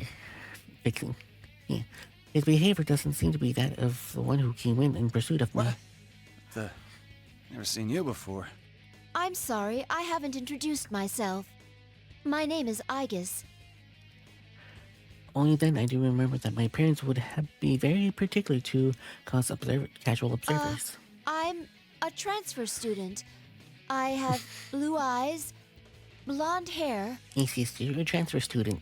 And, you had to get, surgically, added arms and legs. Yeah, that's why they look robotic. Yes. Gatling cannon. Gatling cannon? Why? Why are you saying Gatling cannon? Just say that you had surgery, and that's why they gave you prosthetics. Prosthetic arms and legs. Yeah. But, okay. That would have been an easier solution, just to tell them. To be honest, why didn't they come up with that? To say that she got surgery, and she needs prosthetic legs and arms. People would be like, oh, okay, sorry for your loss of your limbs, but looks like you're doing well. Yeah, something like that at the very least, people will react. At least some people are okay with robots, which I guess some people would be. Huh? Because she's outright just saying Gatling guns. Okay. It's crazy. I'm sorry, forget what I said. In the past, that prepared explanation for students has been effective, but no longer. You told past students that you had Gatling guns? Okay. Okay. That's interesting. Okay. Anyways, I'm Kanji Tatsumi. This mean you're my next opponent? Kanji's like, okay, whatever. You have Gatling guns, so whatever. You're just so casual. Kanji, you're just so casual about it. Opponent? What do you mean? What do I mean? I'm talking about a scrap! You mean a fight? But we have only met Tatsumi-san. Actually, where are we? Enough blabbering, you machine! With a yell, he slams his folding chair in his hand on the ground. Now, you remember when I get showed some Gekko in high school for the first time? Her paper has guns. All she does. I guess just be truthful about it. And whether or not to believe it, I guess that's fine. That's crazy. A cold, metallic sound echoes and eliminates any possibility for talking this over. What's a fake girl like you doing calling me by my name? Oh, Kanji, did you just call her a fake girl? That's crazy. That's rude. I go quiet. A fake girl. I understand how I might elicit such reaction, but there is a pain in my chest. So, I cannot help but smile at low insensitivity as I react that way. It seems I have become more human-like than I knew. And the teachers and students just confused, and they'll just think there's a fan of weapons. Oh, okay, that makes sense then. Okay, that makes sense then. I was worried I might have to go up against my senpai, but I ain't gonna hold back against a robot like you. Kanji, how do you know that she's a robot? Thinking with a calm mind, I noticed a small insecurities in his attitude. When I first saw me, he seemed unsure and claimed that he'd not been seen me before. Yet he knows that I am a machine. He doesn't seem particularly surprised. Although, aren't those two things contradictory? I focus my senses once more and enhance the gains on my sensors. I detect a faint interference, because it appears uniformly across all my sensors I hadn't been aware of. What is this? If you're not gonna do anything, I'll make the first move. Take Nikazuchi! Uh-oh. It is A persona. persona? Light flickers intermittently. Could this be electricity? A thick, barrel-like arm charged with high voltage approaches from above. I jump back, nearly escaping the crushing blow. Nice dodge. Looks like you got at least a little bit of fight in you. A persona user, I was careless. I should have expected that possibility since I encountered him inside the TV. I don't know the procedure for attacking human, but if he is a persona user, I must defend myself with the unusual armament. No. Oh, true. Her persona is weak against electricity. Kanji has the advantage. Oh no. It's not good. There is no avoiding this fight. I cannot fall here. Uh-oh. Hopefully we'll be okay.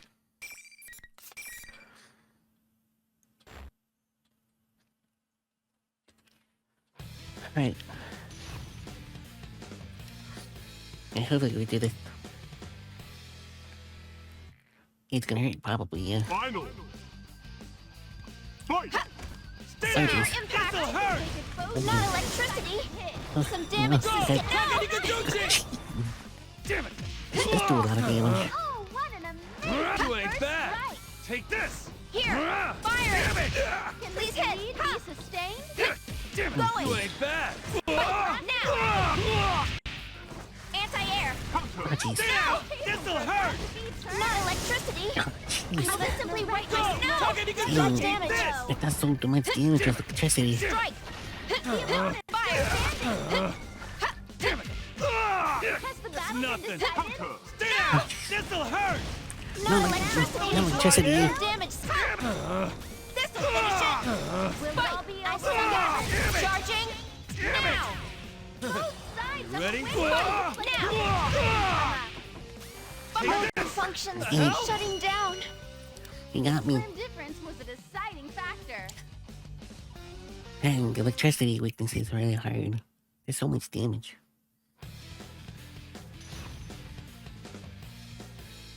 Game over. No. No, no. Wait, what is Agus's tagline? Final. The Heartless Armed Angel. Ooh, that's what it's called. The Armless Heartless Armed Angel. Kinda rude though. Nothing. Will they push You have to through? hurt. I summon you. Firing! You're unstoppable. Strike! That's nothing. Dogged pursuit. Fire! Persona! That's nothing. Slowpoke! Fire! Damn it! Can they withstand and evasive? Eat this! Now! Don't underestimate. Evasive! Will they downward? Turn the tables? Evasive! No! What's up? Damn it! Go! Going! Downward! Max! Now! Damn it! Damn it! Need some overheating. The opponent still stands! Hey, I did it. Oh, I did it. That ended quickly. No damage. Did they lose their focus? I did it with no damage.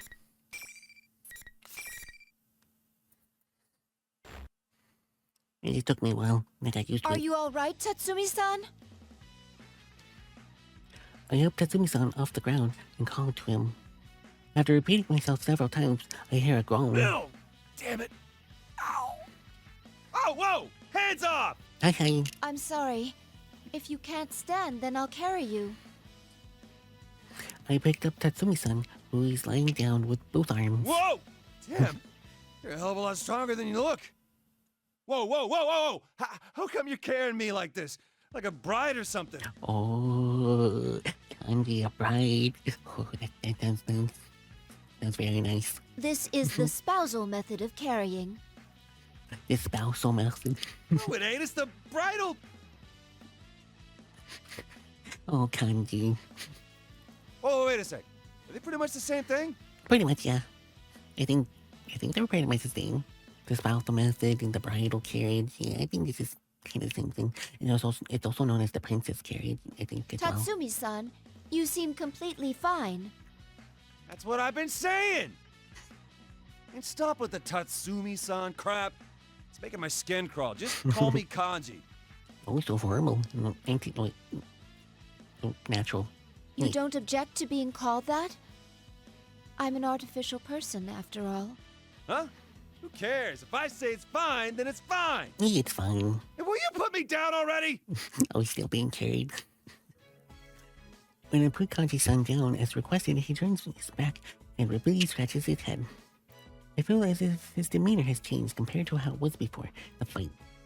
His loud voice and rough words are the same, but the sense that he will not listen to a word I say is gone. I feel like I can make myself understood now. Well then, Kanji-san, allow me to ask again. Where are we? And what did you mean by opponent? Huh? You're not an enemy that Ted set up for me? No. Ted. Are you referring to the bear who appeared on the monitor? This is a fighting tournament. Only the winners get to keep going. I lost this time. But oh well. I wouldn't make it in the big leagues. No, it's okay. That sounds like something Akihiko-san would say. Huh? Sorry, I was just talking to myself. Gotta say, you pack one hell of a punch. Got me real good. Punch? But I didn't throw any punches. Listen though, the rest of this tournament ain't gonna be so easy. My senpai are waiting up ahead. Ooh, he's senpai. There are more people here. Could you estimate how many? Kanji-san smiles thoughtfully and gives me a thumbs up. Lost this time, so yeah, apparently he won against someone. Who he won, I have no clue who he won against, but he won against someone.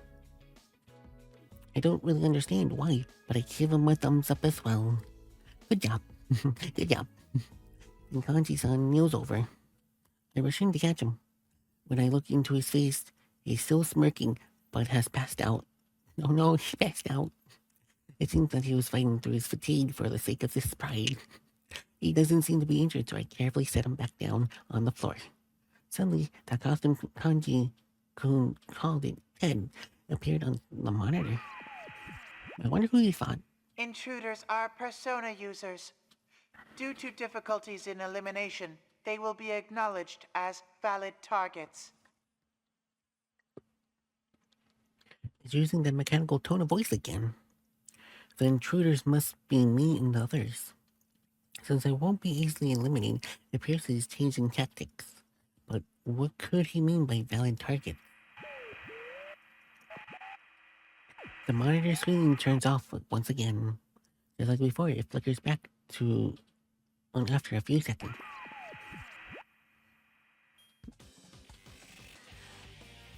It's the same face as before, but completely different attitude. What a fox! Came to join in on our fun? Dang, Teddy. I'm A-okay with that if you're up for a little fighting. I'll wait for you in the next arena up ahead. This is more how he said at the beginning. He's gone back to normal, or at least recovered from the abnormality. Oh, silly me. If you're cutting in, you don't know who I am. Ahem. I am General Teddy. Remember that name well. General Teddy, apparently he really is a teddy bear. He doesn't seem like one, but a number of things he said caught my attention. joining in our fun and arena. Those are in line with the tournament Kanji mentioned. Is this tournament being held here? But the monitor is silent once again. It does not return. I do not think I will make any progress if I remain here. I poked my head through the door where Kanji-san appeared to check my surroundings. What looks like a school hallway leads straight ahead. There appears to be no danger nearby. I managed to hoist Kanji-san's body over my shoulders and try to leave the room. What? Something gets stuck and prevents me from proceeding. I stop and check, but I cannot see any obstacles. Obstructions. Before the sliding doors fell off where Kanji came in and the way is completely open. It should be wide enough for me to pass through easily, even with a person over my shoulders. I cannot proceed. Something's getting stuck. I slow my walking speed and check to see what part of me is getting caught. That is, I discovered something surprising. Nothing is blocking the way, yet only Kanji-san's body cannot pass through the door. It seems there is an invisible wall, one where the selective and prevents only Kanji-san's passage between the room and the hallway. Something Kanji-san said came back to me. Only the winner keeps to get going. So, is that what he meant? I increased the sensitivity of my various senses, but I cannot detect any wall here. I have no way of destroying what I cannot touch. Which means I have no choice but to leave Kanji-san here. Oh well. I will come back for you later. Please stay safe until then. You stay safe, okay? Once he comes around, he's still a personal user. It's not as if I'm leaving someone behind who cannot fend for themselves. I reluctantly convince myself to move on.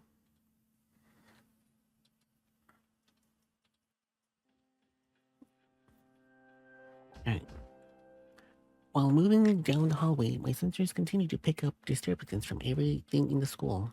It looks like also normal though. There is a line of grass windows on the wall outside the field level with the ground I am walking on. It seems to be the first floor of the building. Eventually, I reach a doorway and cautiously venture outside. There is barely any difference in temperature or atmospheric composition compared to the real world. But the lack of wind is unnatural and there's other discrepancies between here and there. I turn around and inspect the building's exterior. This is indeed a school. I walk along the wall and around the building. As soon as I reach what seems to be the main gate, I turn towards the school building once again and come to a realization. I recognize this place. Oh, you do? I've seen this photo from an angle in the preparation material. As I recall, this is the high school in Inaba. To make sure, I stepped out past the school gates to check the nameplate. The name engraved on the gate, Byler, is Osagami High School. I cross-reference the name with a map of the area and find a match. This is confusing. A railroad location has been completely recreated inside the TV. Why is the structure not like a nesting box? Just then, I sensed something move in the corner of my vision. Quickly, I turned to view it head-on. It is an uninformed girl.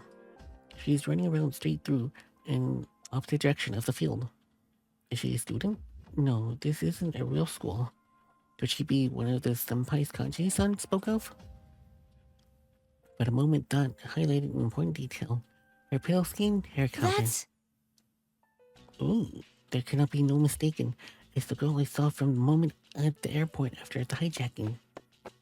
I immediately chased after her. But the girl is much faster than I anticipated, and I cannot close in the distance. Ghost? Oh, ghost, oh no. Another ghost. Why there's so many ghosts here? I release a portion of my foot speed limiter, and I finally get close. Until I am getting able to grasp right arm from behind. Huh? The girl stops and turns around. There's no surprise on her face, and she stares with eyes wide-eyed wonder at my form. Though I am surprised myself, the instant I take her hand and the flash intuition charges through me like electricity. The girl is Labyrinth. I am unaccountably convinced. Who are you? That What's one funny-looking costume you've got on? Oh, well, Oh, of course. You're mixed up in this racket too, aren't you? Maybe.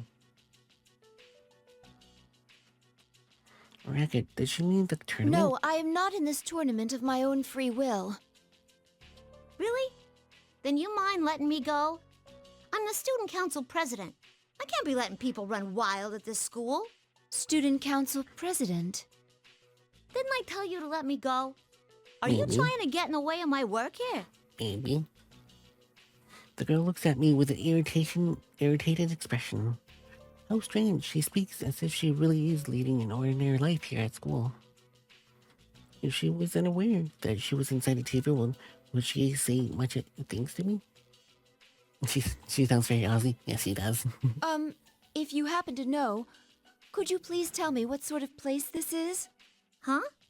It's the first floor of the classroom building. Can't you tell? Huh? Is it possible that you don't recall entering a TV? A TV? Listen, I don't know what you're talking about, but I'm kind of in a hurry here. Can I go now? Before you do, please tell me something. Who are you? Who? What'd you stop me for if you didn't even know? I just told you. I'm the student council president. What hole have you been hiding in? The elections were just last week. Are we done now? 'Cause I got places to be. The girl ends the conversation sternly, takes off my hand, and runs away again. In an instant, she disappears into the school building. Please, wait! Go after her, but as I enter the hallway, around the first bend, something's blocking my path. I cannot see what it is at all. I cannot see it, yet when I reach out my hand, I feel it. I think I know what this is. That wall again! An invisible wall that paves Kanji-jan's passage. It's most likely the same thing. Once again, I am surprised. I touch it, and my sensors detect nothing. It's much stronger than I had imagined. It repels even gunfire, physical strikes, and nothing. I attempt various methods to destroy it before I can. The girl disappears from view. It seems I am forced to try a different route. Yeah, looks like it. I consider the situation once more. Was that girl truly Labyrinth? Are there too many factors now indicating otherwise? Her appearance and feels of her arms when I grabbed it for a moment ago. Those are strong signs that she is human. If she's entirely artificial, then she could not be part of the older generation of models like myself. Her speaking role between were both her speaking voice and behavior were both the indicative of known as human patterns. According to the records, Labyrinth's development, it was sealed away after. I even stumbled natural human speech, so she could have become more proficient in such a short time. She is not a machine, she is human, but cannot be Labyrinth. And usually, I would not hesitate to make such judgment based on available data, yet I still cannot shake the feeling that she might be Labyrinth. And then, intuition I felt earlier, what caused it? This case remains murky. I feel as if my senses are being muffled by a thin cloth. But I cannot leave her be. Even if she is not Labyrinth, the fact that tells me she is in danger. I quickly look for an alternative route.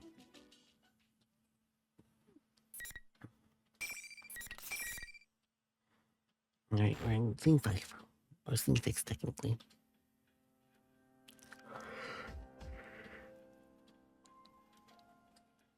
I backtracked the way I came and ran outside. Do you think she's Labyrinth? Maybe. Could be. It's too early to say. Backtracked outside. Suddenly, I am enveloped by a tidal wave of sounds. There is a human voices. There's chanting coming from an enormous crowd. I turn around and the thick mass of people running towards me out of nowhere. They're all boys and girls in high school uniforms. It's still clear that everyone's looking at me. This is impossible. How did I fall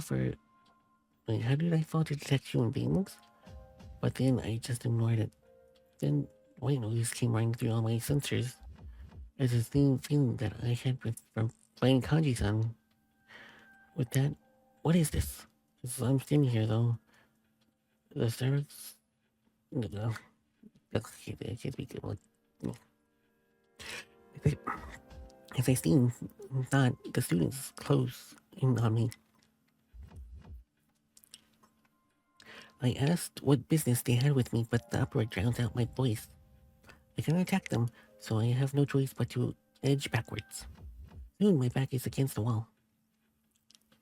Maybe I do need to go night-night. I look around for an escape route. Luckily, there was a door beside me. I hurried inside to find shelter. Orange gem. The room I have entered appears to be suspicious. It is dark in here, but I believe it is the gymnasium.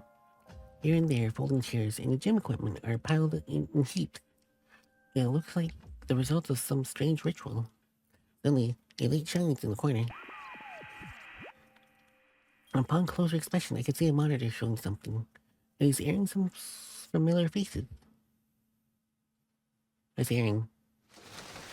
Oh, I haven't seen this in a while. They are friends, yet powerful foes. Powerful foes.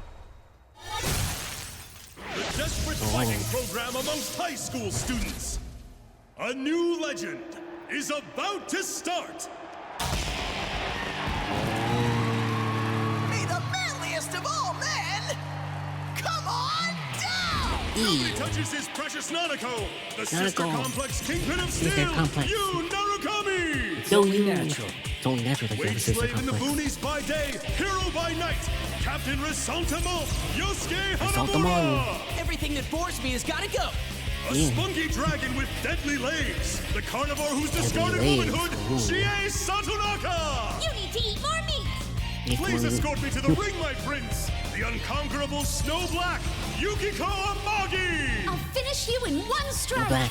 Blooming roses and bulging muscles, the blood-curdling beefcake emperor, Kanji Tatsumi! Deep into realms of romance, the body of a child, the brain of a genius, the 2000 IQ killjoy detective, Naoto Shirogane!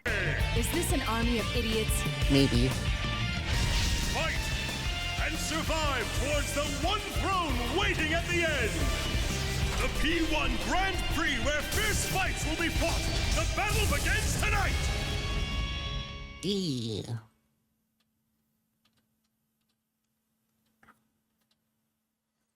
I am not sure what to say about that video. It seems to be modeled after the promotional videos from martial art tournaments. I know his appearance by Kanji-san and the host, General Teddy. The other people shown must be also participants. It is safe to assume they are all Persona users. As I'm watching my reactions from somewhere, General Teddy appears on the monitor, replacing the video. Looks like you're officially getting in on the action. Yeah. Welcome! Look, everyone, another challenger! Without a warning, there is a loud sound. The door in every direction open at once. Excited students pour in, cheering and yelling. Woo, yay, go, go, go, fight, fight, fight. Before I know it, I'm surrounded by people who, with no means of escape. General Teddy grins at my situation, raises his stubby arms. Well then, bring out the next opponent! A spotlight shines on the spot where the crowd parts. A female student can be seen. She has short hair and wears a jacket. Looks like that she's very athletic. I've recognized her face from the video. Her name was Chie Satonaka. She steps in front of me, bouncing from foot to foot. I heard that you're elbowing in on the tournament. Suits me fine. Maybe. Let's do this! Okay. As she finishes her speech, she takes a fighting stance. Huh? Oh, I guess we're gonna fight. Just then, a gleaming silhouette appears from behind her. Is that another persona? Jason extends her hand, palms facing up, and motions with her fingers, taunting me. Ooh, she's ready and raring to go! She's very bearing to go. Yeah.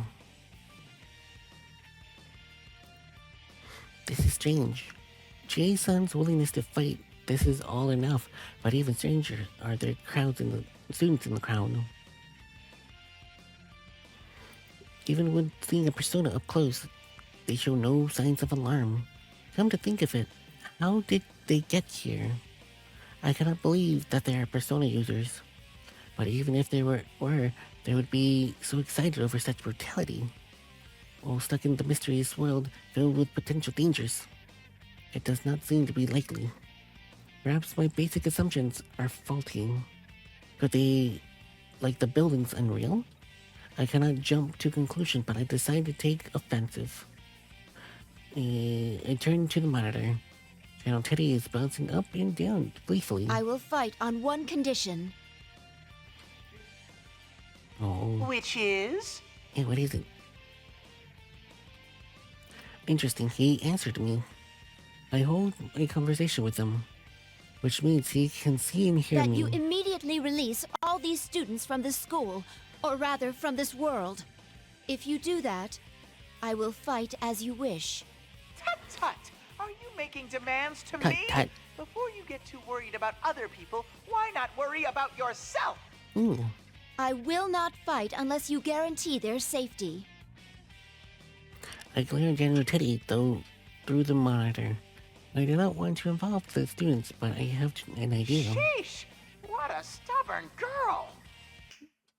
He snaps his stubby little fingers. The room is instantly filled with light.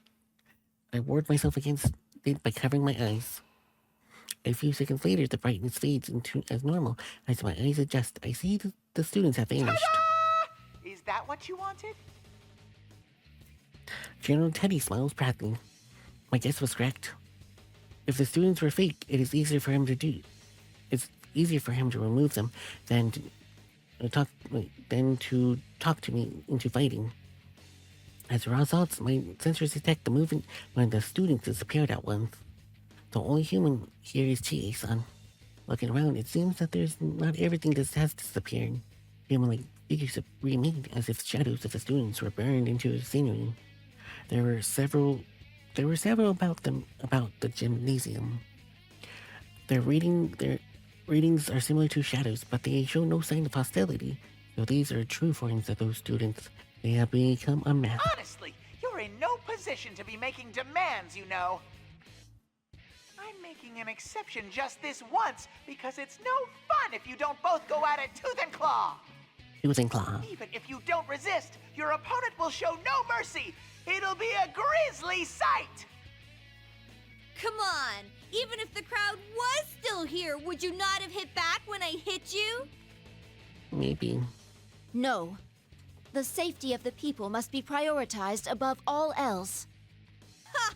That's pretty cool of you, actually. But self-sacrifice doesn't mean much coming from a machine. They can just fix you right up. Oh, dang. That's harsh. Oh, that's right. It doesn't even count as self-sacrifice for a machine. It's just what you're programmed to do. No, don't be so mean. You probably don't feel pain or anything, huh? It just seemed that way because you look human. Gee. You may not understand, but I can sense pain as well. Yeah. Really? That's such a weird thing to program into a weapon. Doesn't make any sense to me. That's... As I struggle to answer, Chie-san smiles Well, wide. that's fine with me. Means I can fight you without pulling any punches. Her smile disappears and her eyes spark with fire as she launches herself at me. I would rather not fight her, but she is a persona user. I clench my teeth and make myself ready for it to intercept her. If I must fight you, then I will. Oh. Alright, time to fight.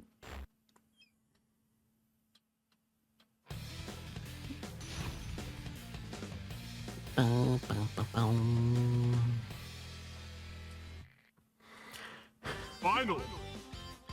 Yeah, the general's very evil. He's very evil. They defend against such an Light damage. I am a dragon! Strike! I think they could Please hit. Severe impact. Please hit. Aerial mode. Target lock. Victory? Go! Yo, count. It seems one side is beginning to die. Oh, jeez. Severe impact. Cannon load. Fire. Not done. An awakening. Will this turn the Fire. Dodge. That looks like it Light hurt. severe impact. Dodge. Jeez. Strike. Counter reversal. Protect me, Kamoa. Severe Stamina Goes is down. low enough for an awakening. Fire. Damage. Downward. Damage. Severe impact. Severe impact. Good try. Now, will they go for the kill? Going. Firing. It'll all be over in moments. There you go. Evil.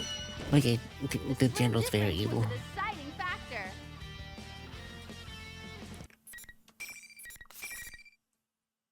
Okay, there you go.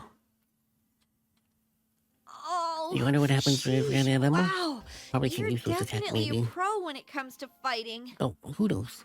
Anything's possible. I'm sorry. Are you all right? Maybe we just get a reload. Or maybe we just can't fire a gun anymore. Yeah, but boy, I didn't stand a chance against you. Hey, what's all this about you being a robot? She's upset by her loss, but seems cheerful. She doesn't show any open-mindedness before the fight. Perhaps with the Kanji-san, I could make a peace with her by... No, it's a vain for me to think about that possibility. Her words echo in my mind. It doesn't even count as self-sacrifice for a machine. It is just what you're programmed to do. I hate to admit it, but her observation is correct. I may seem like a ridiculous machine to you, but I'm still... Huh? She's still a I person. never said that. Hmm? Wait, you're not acting like you did before the fight. I'm surprised that you're a robot, but what gives? Hmm? Jin-san looked stupefied. Her expression confuses me as well. She stated it clearly, and yet she doesn't remember. Then something hit me. I don't things go similarly with Kanji-san as well? Could it be that something was done to the participants? No, I shouldn't have avoided drawing to conclusions by solely on speculation. Besides, there's something I must do first. That reminds me. I haven't introduced myself yet. My name is Igus. Looks like we let our fists say too much before we opened our mouths. Yeah. I saw the introductory video. You're Chie Satonaka, correct? Yep. Oh, you can just call me Chie. The carnivore who's discarded womanhood. Oh no. Okay, you didn't need to bring that part up, and I didn't discard anything. Yeah, she didn't discard I anything. can use a persona, but I'm just an ordinary high school student. I go to Yasugami High. So anyways, are you, seriously a machine? No foolin'? Yes. I was created as a weapon for a certain purpose. Oh. It may be difficult to explain to you. Nah, I can tell from the fight you're telling the truth. Huh. So you're not cosplaying. Oh no, she's not cosplaying. Then again, it'd be pretty nuts for someone to come out here to cosplay. It would be pretty nuts. Speaking of which, Chie-san, can you tell me what this place, this world, is? I confess that I am looking for someone. While pursuing them, magical I heard the viewers, rumor about going join our inside Discord TVs server and using the ended up here. password the Mooncat. Oh, right. Connect, You can share use a adventures, persona. and That's create how you got lasting into the memories TV. in our enchanted community. Where should I start? I don't know exactly how it works, but this place is supposedly a realm formed by human thought. Oh. By thought, does that mean this is someone's mental landscape? I guess so. Then we physically entered a mental world? Through a TV, no less? Mental world. How can this be? To tell the truth, I never understood it so well myself. There was this insane monster thing around town up until early spring. It created this whole world, and I got my persona because of what happened in here. No way. Chie-san folds her arms with a troubled look on her face. Come to think of it, All this stuff should have been over and done with. But you see that ad showing on the monitor over there? It suddenly started getting shown on TV in reality. There's no way we were gonna stand for that crap to be shown. So that's why me and my friends came in here to put a stop to it. Your friends are here as well? Yeah, a couple. Also, that Teddy guy who's hosting this, plus the girl Rise who's serving as commentator. They're my friends too. But they're acting so weird. Okay, so she doesn't know yet. Interesting. She lets out a sigh. Oh, sorry, listen to me, babbling away. Do you think you can find this person you're looking for? Actually, could whoever it is get in here? I don't think normal people can enter the TV. To tell you the truth, I have already encountered one such person, but...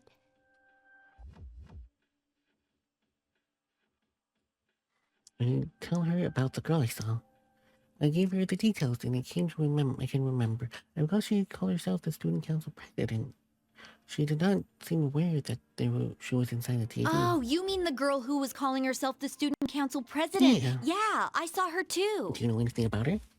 She was yelling into a bullhorn to stop this foolishness, but then she ran off saying she was gonna go talk to the tournament's host. She was wearing the same skirt that you are, Chie-san. It seems to be part of a uniform. Are you acquainted with her? No, I don't know her. It's funny, that girl said she was elected last week. But if I remember right, our student council president was a guy. I have many doubts about her. I must meet her again and figure it out. Thank you. I now have a better understanding of the situation. Well then, I should be going now. I would like it if you could come along, but... I know, I can't leave here, right? I'll stay put for now. I will come back for you later. You may find it hard to trust me, but... No, I believe you. Chie-san replies unhesitantly. I've been through so much over this past year that I'm pretty confident I can read people. Honestly, though, what other choice do I have? If you run into any of my friends, tell them I'm okay. I will. After whipping dust from her right hand with her sleeve, Chie-san extends it to me. Aiga-san, right? So, if this was some fighting manga, we'd beat the tar out of each other, then shake hands in the end as best friends. Pretty much, yeah. A powerful enemy can become a powerful friend, you know? I clasp her hand and she smiles in embarrassment. Friendship can do amazing things. I saw that for myself last year. And you and I can be friends too, so, you don't need to talk like you're just an object. Yeah. Chie-san. Don't look at me like that. You're embarrassing me. Come on, get going. Go! Hurry! Yes, I'll see you later. Energized by Chie-san's words, I ran towards the entrance. She's a toaster. Oh no, she's a toaster. That's not good. I turn around and wave to Chie-san. There is more at stake than Everett. I must protect those people. I swear to vow to myself and leave. Oh, she's a toaster. I wonder what kind of toast she likes. As I exit the gymnasium, I remain cautious while running down the hallway. Suddenly I pick up a response on my transmitter, which has been silent until now. I stop and focus on picking up the signal. Guess you hear... Oh? Can you hear me, I guess? Wait, Saru! The staticky transmission soon becomes clear. It's a voice I recognize very well. Mitsuru-san? Good. It seems you're all right, too. It's been quite a while since I last used my persona in this manner. To think it would be useful in a place like this. Is Akihiko-san with you?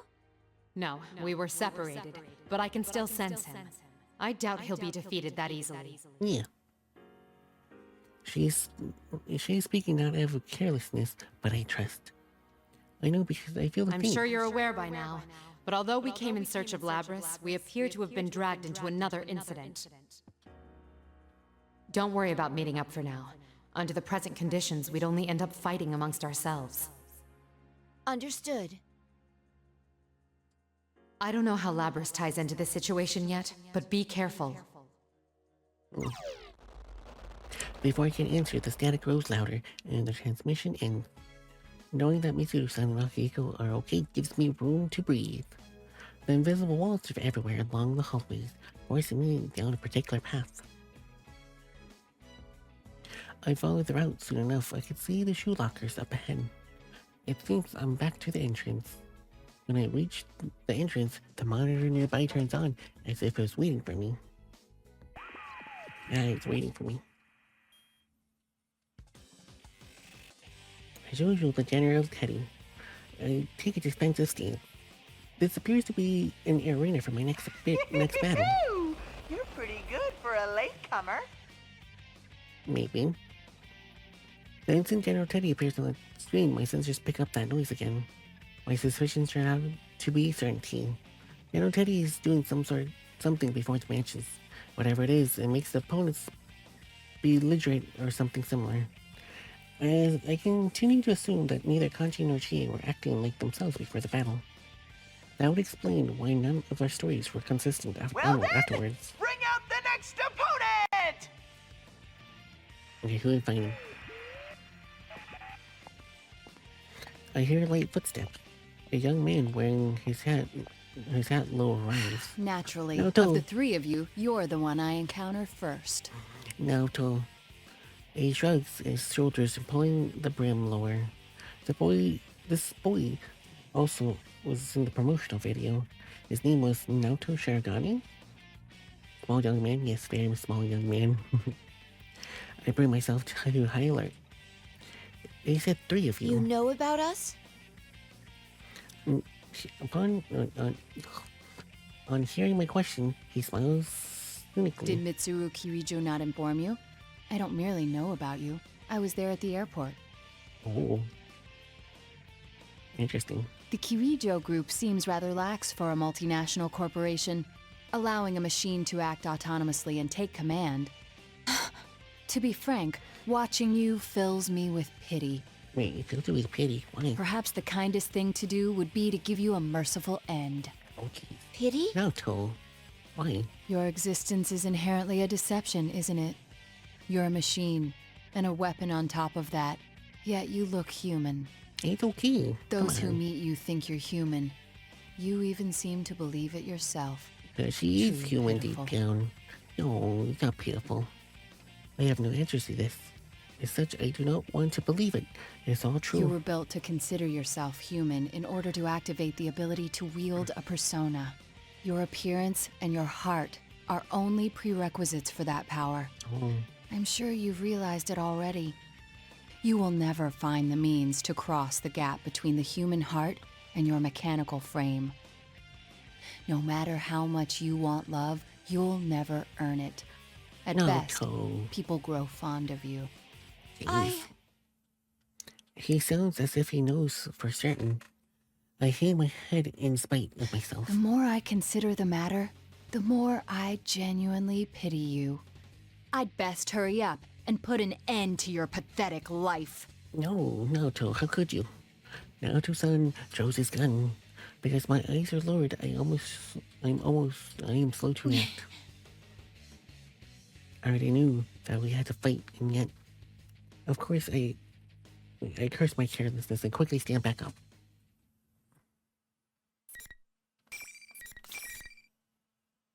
Okay.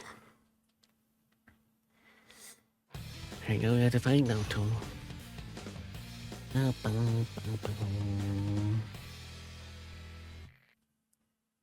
Final. Alright. Gun versus gun? Gun versus gun. Completely on the offensive. Damage! No! Okay. Oh, jeez.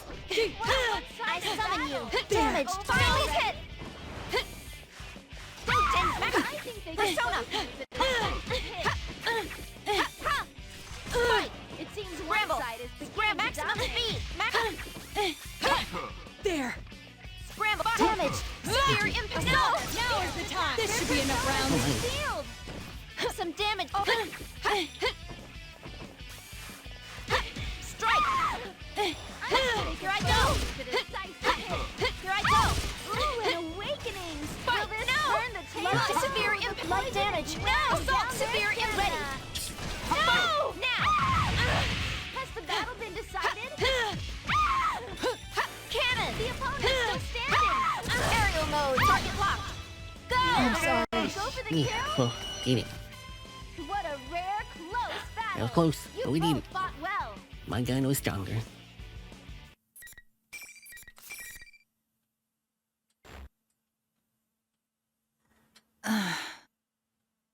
Nato-san slowly gets up.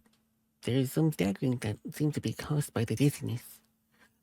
I watched carefully for any changes in behavior, but I am surprised to see what I hear Are next. you thinking what I'm thinking? The mastermind behind this tournament may have some means of fogging our senses. Oh. Were you suspecting that as well? Totally, yeah. Yes. Yes. See me nod, Nato smiles. Then we are in agreement. Its aim appears to be to make friends fight one another. Though it's a mystery to me as to why it would do such a thing. Nato-san brushes off some dust and walks towards me. But the battle is over and the interference has been lifted. Given past examples, the pattern is clear. Yeah. How about it? Why don't we talk things over? I have no objections. Nato-san seems to be understanding everything. I nod my head in I am relief. Naoto Shirogane. I work as a detective. I agreed to act as an observer for the police regarding the special Nato-san is cargo. super smart. Met with They do. Kirijo-san beforehand Nato-san's and very accompanied smart. her to the airport. I don't think that Nato has a 2000 IQ. So that's how you knew about us. I recall seeing you in the introductory video along with the other competitors. They're good friends of mine. I attend Yasogami High, the same school as them. I see. So after you finished your business and returned to your hometown, that video appeared on TV. Is that... That's right. Yes, he's correct. At least that's what I should say if I wanted to feign innocence. What? The real reason I came here is because I was tailing you. Oh my. It was for a secret investigation. For who? Naturally, I cannot reveal my client or what their aims are, but I'm sure you have your own secrets to keep. What do you think? As long as we're in the same boat, why not cooperate? Yeah, I don't see no problem. I became tense at the mention of a secret investigation, but that is not important I right now. see.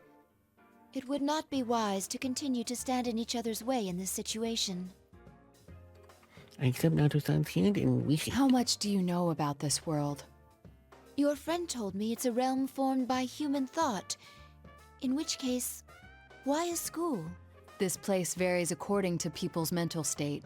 When someone enters it directly, they have a much stronger effect on it. For a normal person with no persona-based resistances, a dangerous situation will arise where their shadow goes berserk. Oh no.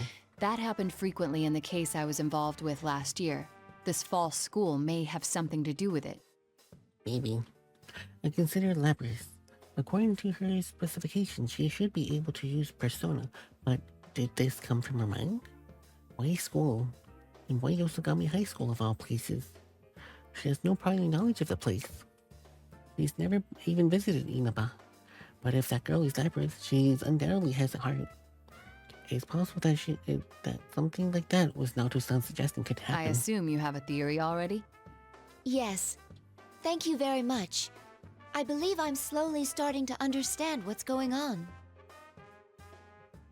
I took the path. I took the path ahead. But before I go, I turned and asked Nato-san a question. Would you mind telling me something? Why did you tell me about your secret agenda? I suppose because it wouldn't be fair otherwise. A really smile spreads over Nato-san's Given face. that I cannot leave here and must trust my friend's fate to you, it would be unfair to continue deceiving you. But not only that, you carry out your duties with little care for your true appearance. You and I are not on equal grounds there. That's true. My true appearance? Consider it a sign of my respect for that. I still seem to have a soft spot. Nato-san's smile fades and she looks at me solemnly. Aika-san, I ask only one thing of you. Your true self. Please You have to save believe my in your true friends. self. That is my intention. Thank you. I'll wait here, secure in knowing that. We nod to each other. Chie-san, Kaji-san, Nato-san are all different, but they're all connected by a strong bond. Knowing that fills my heart with warmth. I am curious, though. When you refer to your true appearance, do you mean the fact that you are a woman? I just got it. What? We got it. Am I mistaken? Oh, well... It's come clean now, too. She already figured it out. Your clothing hides it, but my sensor scan shows the body measurements of a human with female proportions. Yes. Yes, X-ray vision. Okay, but... What do you mean? How much Oh. can you see? Uh-oh. Naoto's blushing. Suddenly, Naoto-san loses all composure and turns red, covering her chest with her arms. What happened? I don't think I said anything warranted such reaction. Yes, you did. You basically outed her. You outed her. Like, dang, you have quite the body of a woman. That's basically what you said. Like, dang, girl, you have quite the body. That's basically what you're trying to say. But, of course, you're not saying that intentionally. But unintentionally, that's what Naoto is inferring.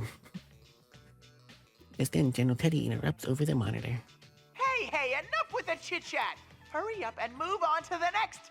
Would you like to know your current measurements? From top to bottom, they are... Ice, no, don't, no, stop, That's stop, quite stop, all right. stop. Never mind, little old me. Please finish that line of thought. I demand it! General Teddy, dang, are we sure this isn't our Teddy? He sounds like our Teddy. How did we get so off subject? If you're going to go, please hurry and leave. She yelled at me. I must have said something rude. These happen so often, every so often. An innocent remark can greatly upset someone. I must keep practicing. Dang. Jeez. I guess she really needs to figure out how to say things. Oh. I climbed upstairs and noticed a silhouette in one of the classrooms. Looking carefully, it could be the student council president, Libris. I will be relieved if I caught up with her as soon.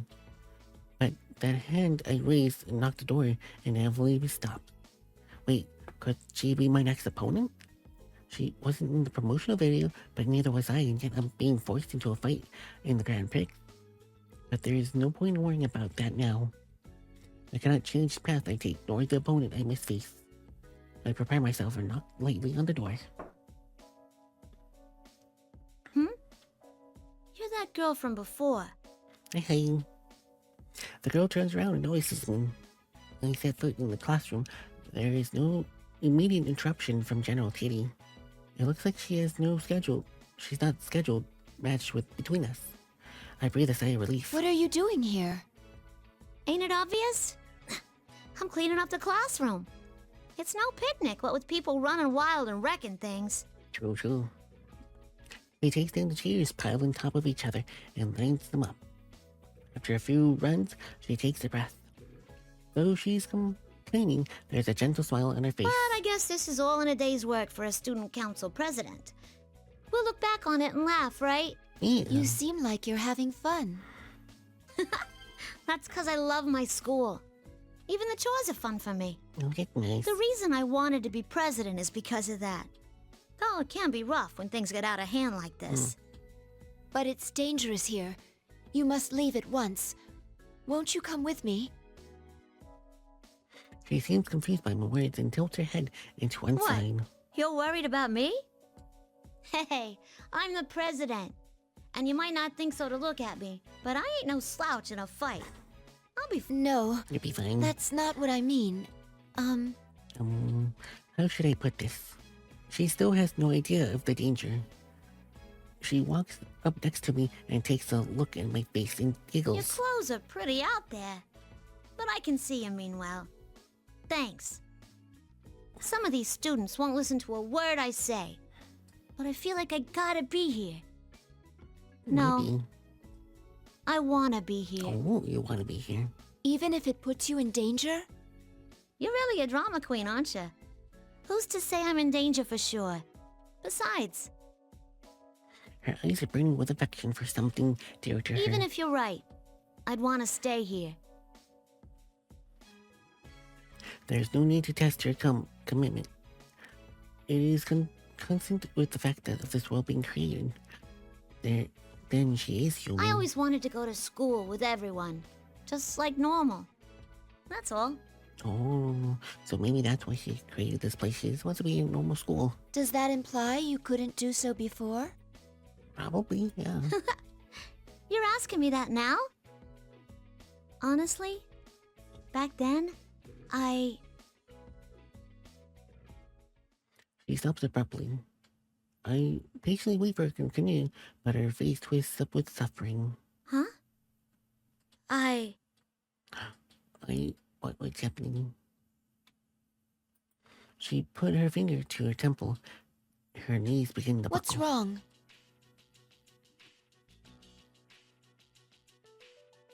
Weird. The past. How come it's... As she breaking down, she began to fall and I catch her. A precise moment. Oh. There's a strong reading from my fingers as soon as I touch her. So it's so strong like touching a hot stove. This is the same reading as when I first stuck my hand into the TV. It's coming from the personality module, a piece of lost technology the researchers call plumes of dusk due to their shape. I have one inside me as well. This is not really strong evidence, it is conclusive. There is still a question to be answered, but this girl cannot none other be Labrys. At the very least, she is not human. Ooh. Sorry, I'm not feeling so good all of a sudden. The memory she's trying to access is causing conflicts with her current level of awareness. If she tries to remember, she will not be able to maintain her mental state. The memory is changed. I hold her close and wait for her to calm down, but her reaction does not improve, it gets worse. She shakes violently, as if electrified. Suddenly, bright lights burst from my eyes. What? Is something flowing into me? I quickly let go of Labrys, but it does not fade away easily. Images I do not recognize flowing together in my head, one after another, at incredible speeds. Oh. Are these Labrys's memories? Probably. Those are probably her memories. A torrent of data finally subsides. I analyze the data to find out what happened, and then I understand. It did not flow into me. That data was already dormant inside of me. I am the last member of the Anti-Shadow Weapon Project. I inherited all data from the previous modules of the same type, both tangible and intangible. Labrys' memories were part of it. Normally, the developers would not upload the data into me that was unrelated to the battle. Oh. I synced with Labrys. Basically, yeah, it seemed like it. They synced. But with the machine, oh wait, they are machines. I guess they don't need to sync if they are both machines. But the plume of dusk is a black box. Is it possible that something was transferred somehow through that? Thinking about that might have been the reason I thought I saw Labrys in the airport. My glimpse of a newly awakened Labrys caused my buried records from her appearance to be called. Perhaps that is what happened. Unfortunately, the memories I have just accessed in complete disarray. I cannot just flip through it like an album. The video recordings were not in chronological order, meaning I cannot make sense of them in the current state. However, there was one memory that left an impression to me. The sea. Ooh. The cerulean sky and lingering clouds, the emerald blue water. All of the other memories are of cold mechanical rooms or night sky, but this one's different. What was that just now? Labrys staggers as she stands up. Before I can ask her anything, she abruptly shakes me off and runs out of the classroom. Wait! I try to chase after her, but only after a few steps I tripped over my own feet. The information overload has prevented me from making any sudden movement. I fought through it, dragging what feels like several times like weight on my legs. Are you sure you want to take that girl out of here? Uh-oh. I stumble I stumble to stop and look around, searching for the hidden speaker. This is the only place she can fit in. No one will understand her once she steps I think you watch too outside. much AA Insomnia? Maybe. But it's never enough. You could always watch a lot. But she can't become human either. So It's she has never no enough. other choice but to wallow in this illusory school. Oh. Pitiable, isn't she? But this is the only way she can be happy. Are you going to take that from her? No, maybe. I don't know. I suddenly realized that this answer to my question, and I catch my breath in my throat. This voice, it's mine. What will you do after you take her from here? Lock her up in a box again? How cruel. No wonder she ran away. Ran away? What are you... You don't mean... You finally figured it out? Lapras wasn't brought here by some sinister mastermind. She escaped on her own and came here. Oh. That can't be. The suspects in the hijacking case... I'm sure you've seen the opponents you fought so far robbed of their sanity. Have you forgotten already? You're saying that was Labras's doing too? Probably, yeah. Yes. Her heart gave birth to this world, and that power is one of her abilities, from some special equipment. With a power like that, wouldn't it be simple to control a number of ordinary people? Probably. Hey, Vinaby. It's true that the hijackers were confused, and there were signs of some mental It interference. does seem strange to go to so much trouble to come to a place like this. If she did in fact do this, then she must face herself. What gives you the right to say that? Suddenly, the tone of her voice changes. She speaks very gently, like a parent correcting a child. You've experienced suffering before, too. It pains you to have a heart, knowing that you can never be human. Even if there was someone you considered to be worth fighting for, you can't be a real companion to them. Oh. Honestly, that shadow, I guess, sounds kind of like Inuzami. Really? Oh. It does, now that you mention it. Kind of does, yeah. That's why you chose to protect them as a weapon. But in the end, you still lost them. What do you know about me? Mere words will not cause me to abandon hope. A brave bluff. But a tool like yourself can never be a true partner for a human. Well, I'm sure there's someone that's interested in, androids.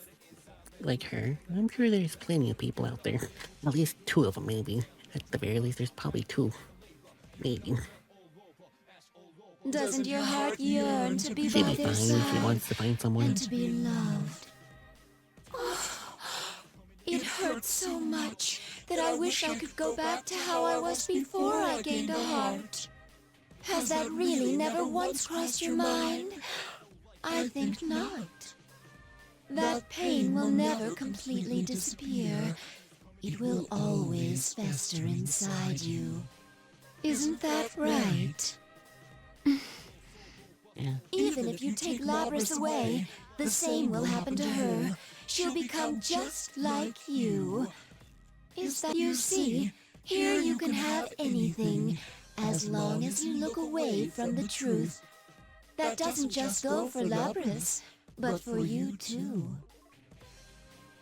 Even the things you have lost forever, here, you can have them back. Whoa. What are you? I cut myself off, realizing that I'm becoming fascinated with this voice. Fascinated with this voice? I don't know. This isn't good. I cannot let the voice deceive me. I must get the speaker out of my sight first. I carefully attune myself to the source of the voice and quickly turn in that direction. But the person standing there is me. I know it's us. At first I was thinking that, At first I think that the overload is still affecting my sensors, but that is not the case. I'll take away your suffering. Now, take my hand, Aegis. Oh. I smile and extend my hand. I feel dazed. This is very confusing. I don't know what to do. Oh, that's true. The P3 cast never actually faced himself. Like, literally faced himself. That's pretty interesting. So now they have to face themselves. Yes, burn my bread. Or you did say that she's a toaster, so she'll probably burn her own bread. My mind advised caution, but my heart doesn't listen. But all of a sudden, a door opens in the corner. Pardon my interruption of this seemingly trivial conversation. What are you doing here? This unexpected event brings me back to reality, and I realized that I was nearly seduced by its promises. On a second look, I saw a woman beyond the doorframe. The distinctive blue dress. I recognized the attire of an elevator girl. Her name was Elizabeth, I believe. But why is she here? Elizabeth rocks right in and stands in the center of the room. There's nothing outwardly abnormal about her pose, but it's as usually imposing as a battle stance. She opens her thick leather-bound book and smiles gently at their mean. Elizabeth met Aegis before episode, I guess? I don't think so. Maybe, but I don't think so.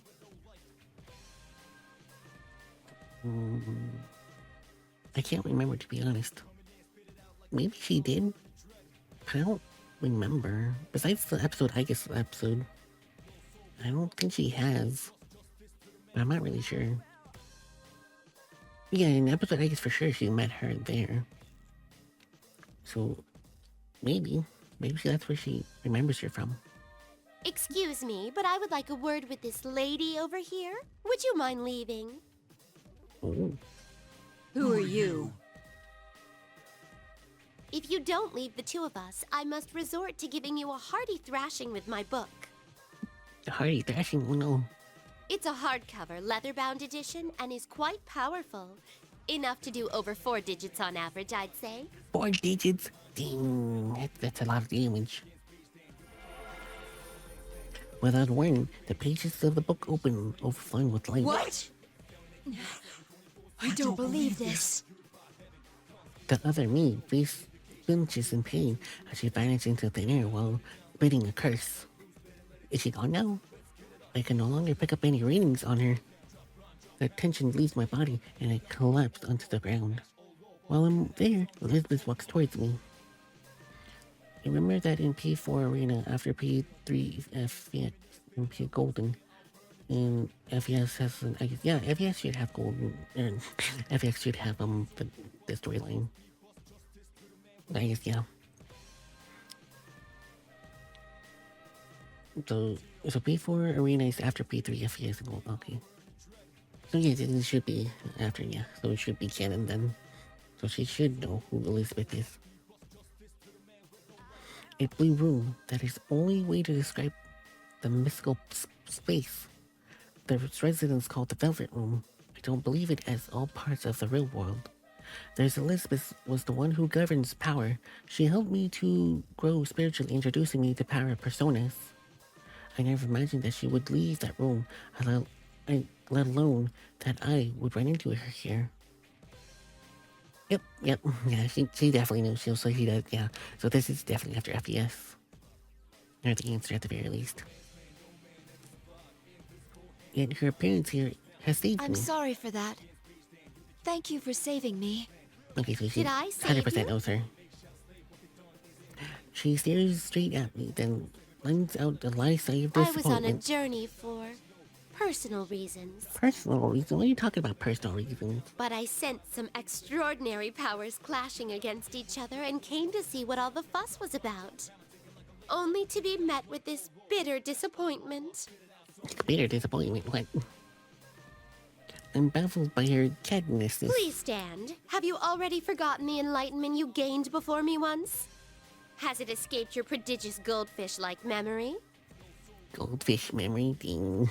That's rude. But understandable. I sometimes feel like I have a goldfish memory. It So seems it's that I fine. must once again ascertain what you are truly capable of. She speaks as if she's engraving in every conversation and opens her leather-bound book again. Suddenly, a murderous aura fills the area, faced with a gust of wind. Wait, what? I did what now? Huh? Who is she? Who is this lady again? Who is she? I don't know. Something about me feels disappointed in her. I know that much. But I clearly have no time to ask what it is. Well then, here her goes. name is Elizabeth. Who is Elizabeth again? Who is Elizabeth? Nah, I'm kid. I know who she is. The cards will decide your fate. Ooh. But no, I know who she is. I do have a memory of goldfish sometimes, though. It's depending on some stuff. But I know who it is. She went on several dates with some person. Fire! What? Persona! Oh, no. Or emote! Grab maximum! I see. Persona! I see. Was it Persona holding out? Struck As I Oh, anticipated. jeez. Severe Turn me into impact! cards. Light damage! She turned me into cards. What? Charging! Now! Strike! The time has come. Here I come. Oh my. What? Impressive. Oh no. Strike fire! Huh? Here I go! Persona! As I Oh, anticipated. jeez. She got me in Severe cards again. impact! Light damage! Remarkable. Negative penalty, but I will shock you. What? Well done. there you go. Oh. Her lost animation's funny. She's like, yeah, I let you win. I'm just gonna lay here. I love her losing animation. Well done. Yep, true, she can die. It's true. She just lay there, like, yeah, I let you win. Elizabeth stands from her kneeling position. Though she lost, she doesn't much break a sweat. Well, I, for my part, am detecting strains in my entire drive system. I can see myself lacking the energy to even speak, reflected in Elizabeth's clear You eyes. are indeed neither man nor any ordinary machine. You are truly singular. But then can anyone be said to be the same as anybody else? People anguish over the gulf between themselves and others, and the lack of any who could possibly understand them. How is their situation different from yours? What defines life is not death, but bonds. That is the answer you once reached. Then Yes. take that to heart and go forth. Remember that your bonds will remain unbroken, giving you the strength to withstand any suffering. Ooh. My bonds. I, too, am currently on an endless journey. But I anticipate that you will become a compatriot of mine, unbound by the limitations of time. I hope that you will not be led astray by trivial things. With that, I bid you good luck. Thank you. Elizabeth bows and finally shows her smile. Immediately after, she turns on heel and walks towards the hallway. I still remember. There are rules to this tournament delineating behavior after a match. I think it should be fine. She's not part of the tournament anyway. Such parlor tricks can get stuffed. Hey, good stuff, parlor tricks. I shall be on my way. Yeah. True to her, she leaves the room with no trouble and closes the door with exaggeration slam. Those walls were nothing to her. Yes. Nothing can tie her down. She's free. She says, screw the rules. I have a leather-bound book. Do they only apply to participants in the tourney? I mean, she's technically God, so Shadow Leopard can't stop her. True. Basically, yeah. So, in other words, screw the rules. I am God. Yeah. No, Elizabeth's case, it simply doesn't matter to her. She remains a complete enigma. Yes, very complete enigma. I did find it amusing, which allowed me to feel more relaxed. It may be true that this world can grant one's true desire, but I want Labrys to see past herself to a world where other people matter. Even if one discards their bonds to avoid pain, all that awaits is a numb, desert-like future with no promise. I thought as she did once, so I'm sure I can understand her. I too feel the same as Labrys when I went through the incredible trying ordeal. If there's no one to reach out to her, she'll become even more trapped. As she is now, Labrys cannot escape her own. That is because the key to extracting oneself is realization that one is not I alone. want to form a bond with Labrys, with my sister. I want to teach her things that she cannot learn if she is alone. Saying it out loud helps to strengthen my resolve. I changed my approach and focused on searching for a way to save her. Still, that thing that looked like me. What was that Naoto-san meant by shadow going berserk? My own shadow? Thinking of that way sheds some light on things. Of course, I can't control my persona, and I have some resistance to the effects of this world, but the heart cannot be easily stabilized. If the same thing has happened to Labrys, I suddenly realize the dangers involved. I immediately suppress those thoughts and dash out into the hallway.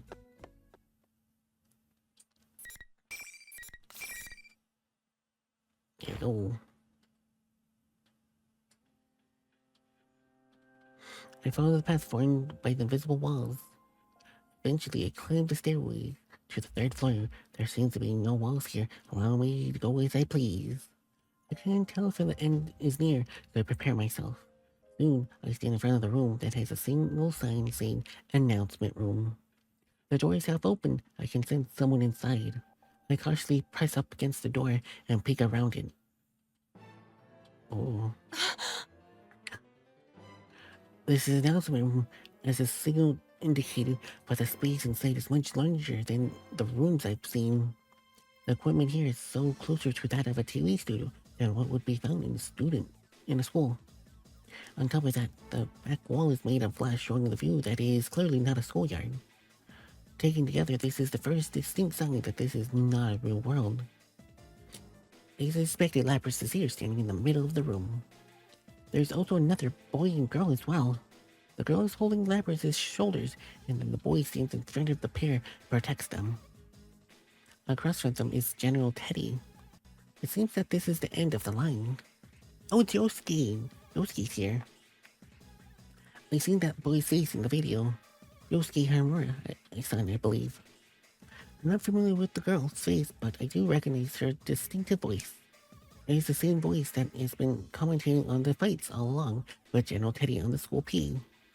From the tone of the commentary, I thought she was working with the general, but right now, she seems to be on Yosuke's side, and Everett's side. She's the bad girl. Oh, he's the bad guy. Oh no, she's the bad guy. No, that's not good. I guess we gotta defeat her. I recall what Jason told me. Jason said that Rise-san was originally her friend, and in which case, she may actually be another victim. General Teddy gives a cruel smile, squinting with his eyes, and speaks. What a shame. You gave it a try, Oh. but there's no way anyone would understand you. Oh my, that does not sound like General Teddy. Huh?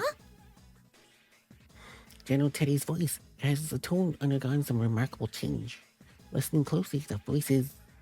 so it finally reveals its true form. At least one of them has to understand how I feel. Isn't that what you thought? The important part is that it's all your fault. Ding. That's not true. You still refuse to remember? Look at me. And stop deluding yourself. Oh. Uh-oh. It's happening again.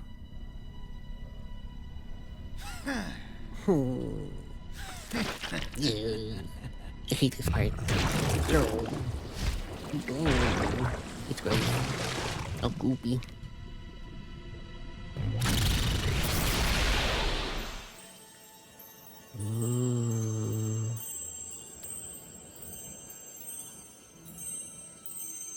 That's crazy.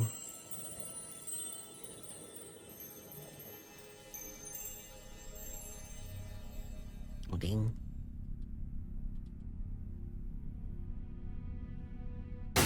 Yeah. Ooh, it's a bad luck.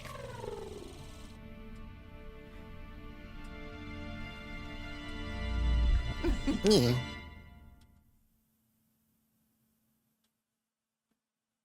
I am a shadow. The true self. The shadow, the true self. No way. That's... She has my face. But the face is the only thing that is the same. The rest of her body is covered in metal. There's no doubt that this is man-made. The true self. Yes, the true self. Lapras let out a short scream and backs up. Stop! I'm not like that! Calm down.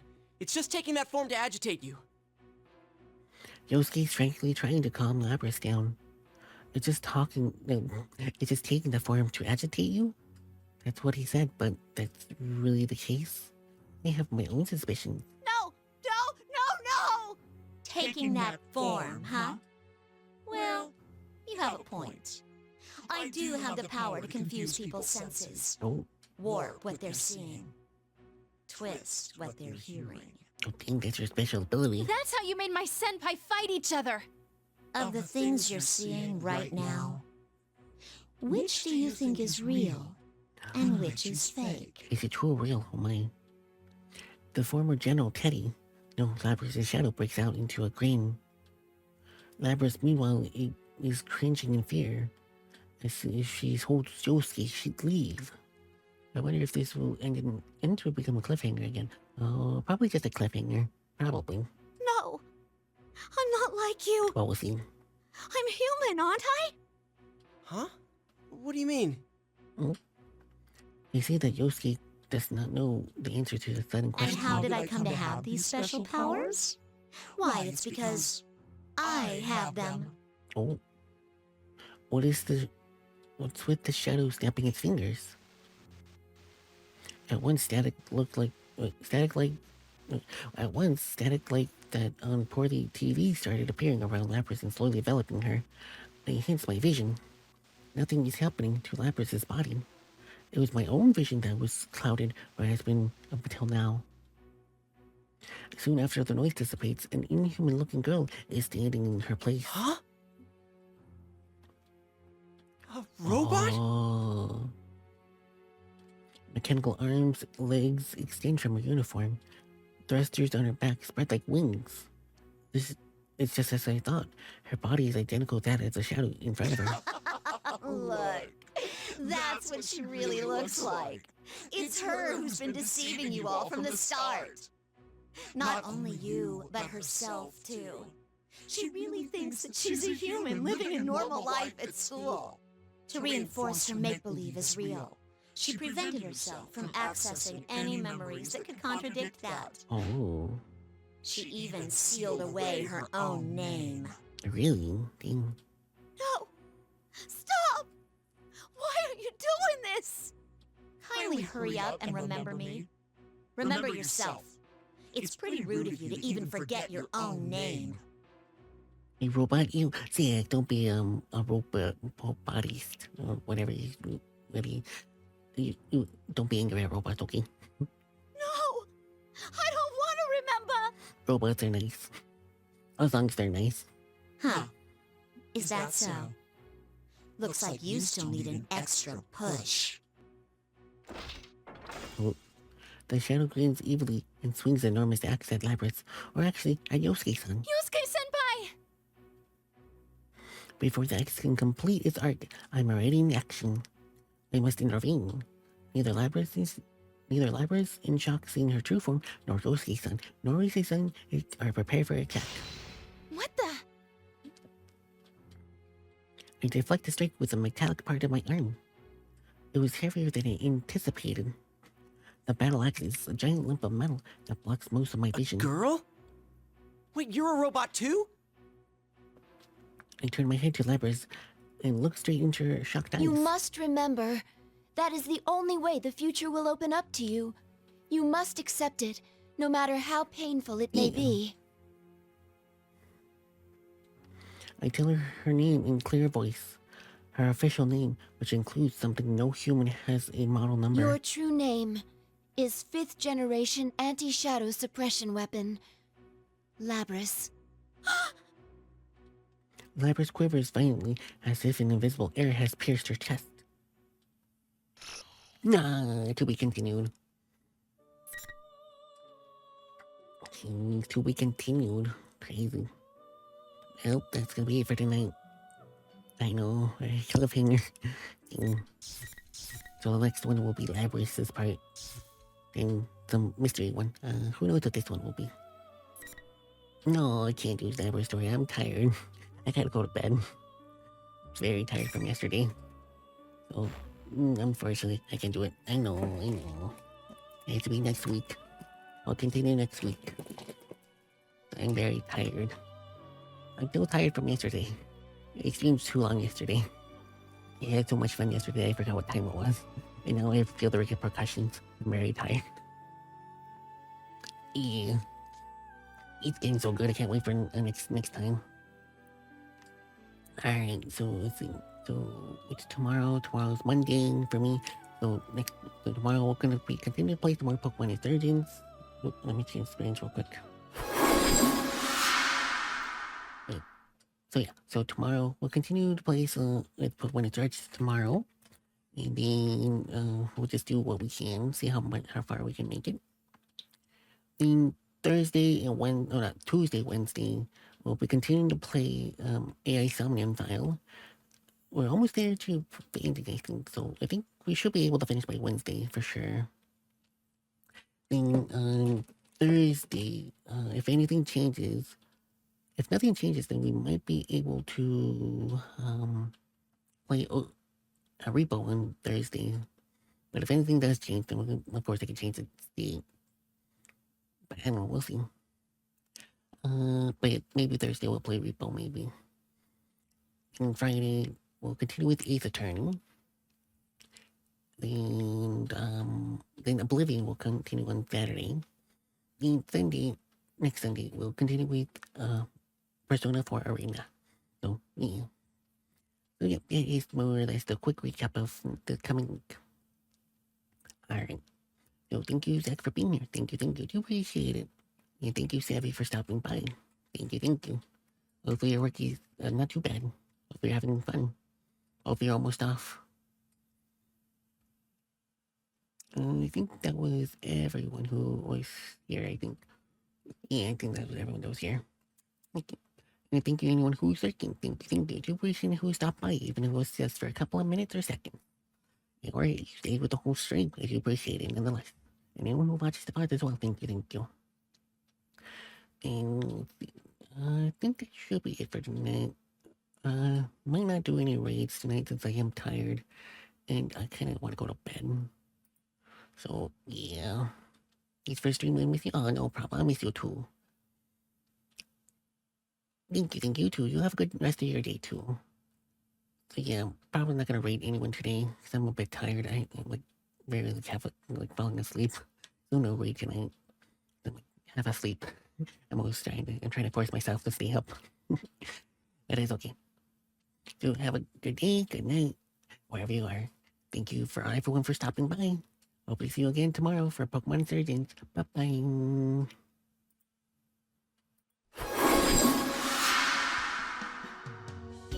Thank you, viewers, for watching. Your support brings magic to our adventures.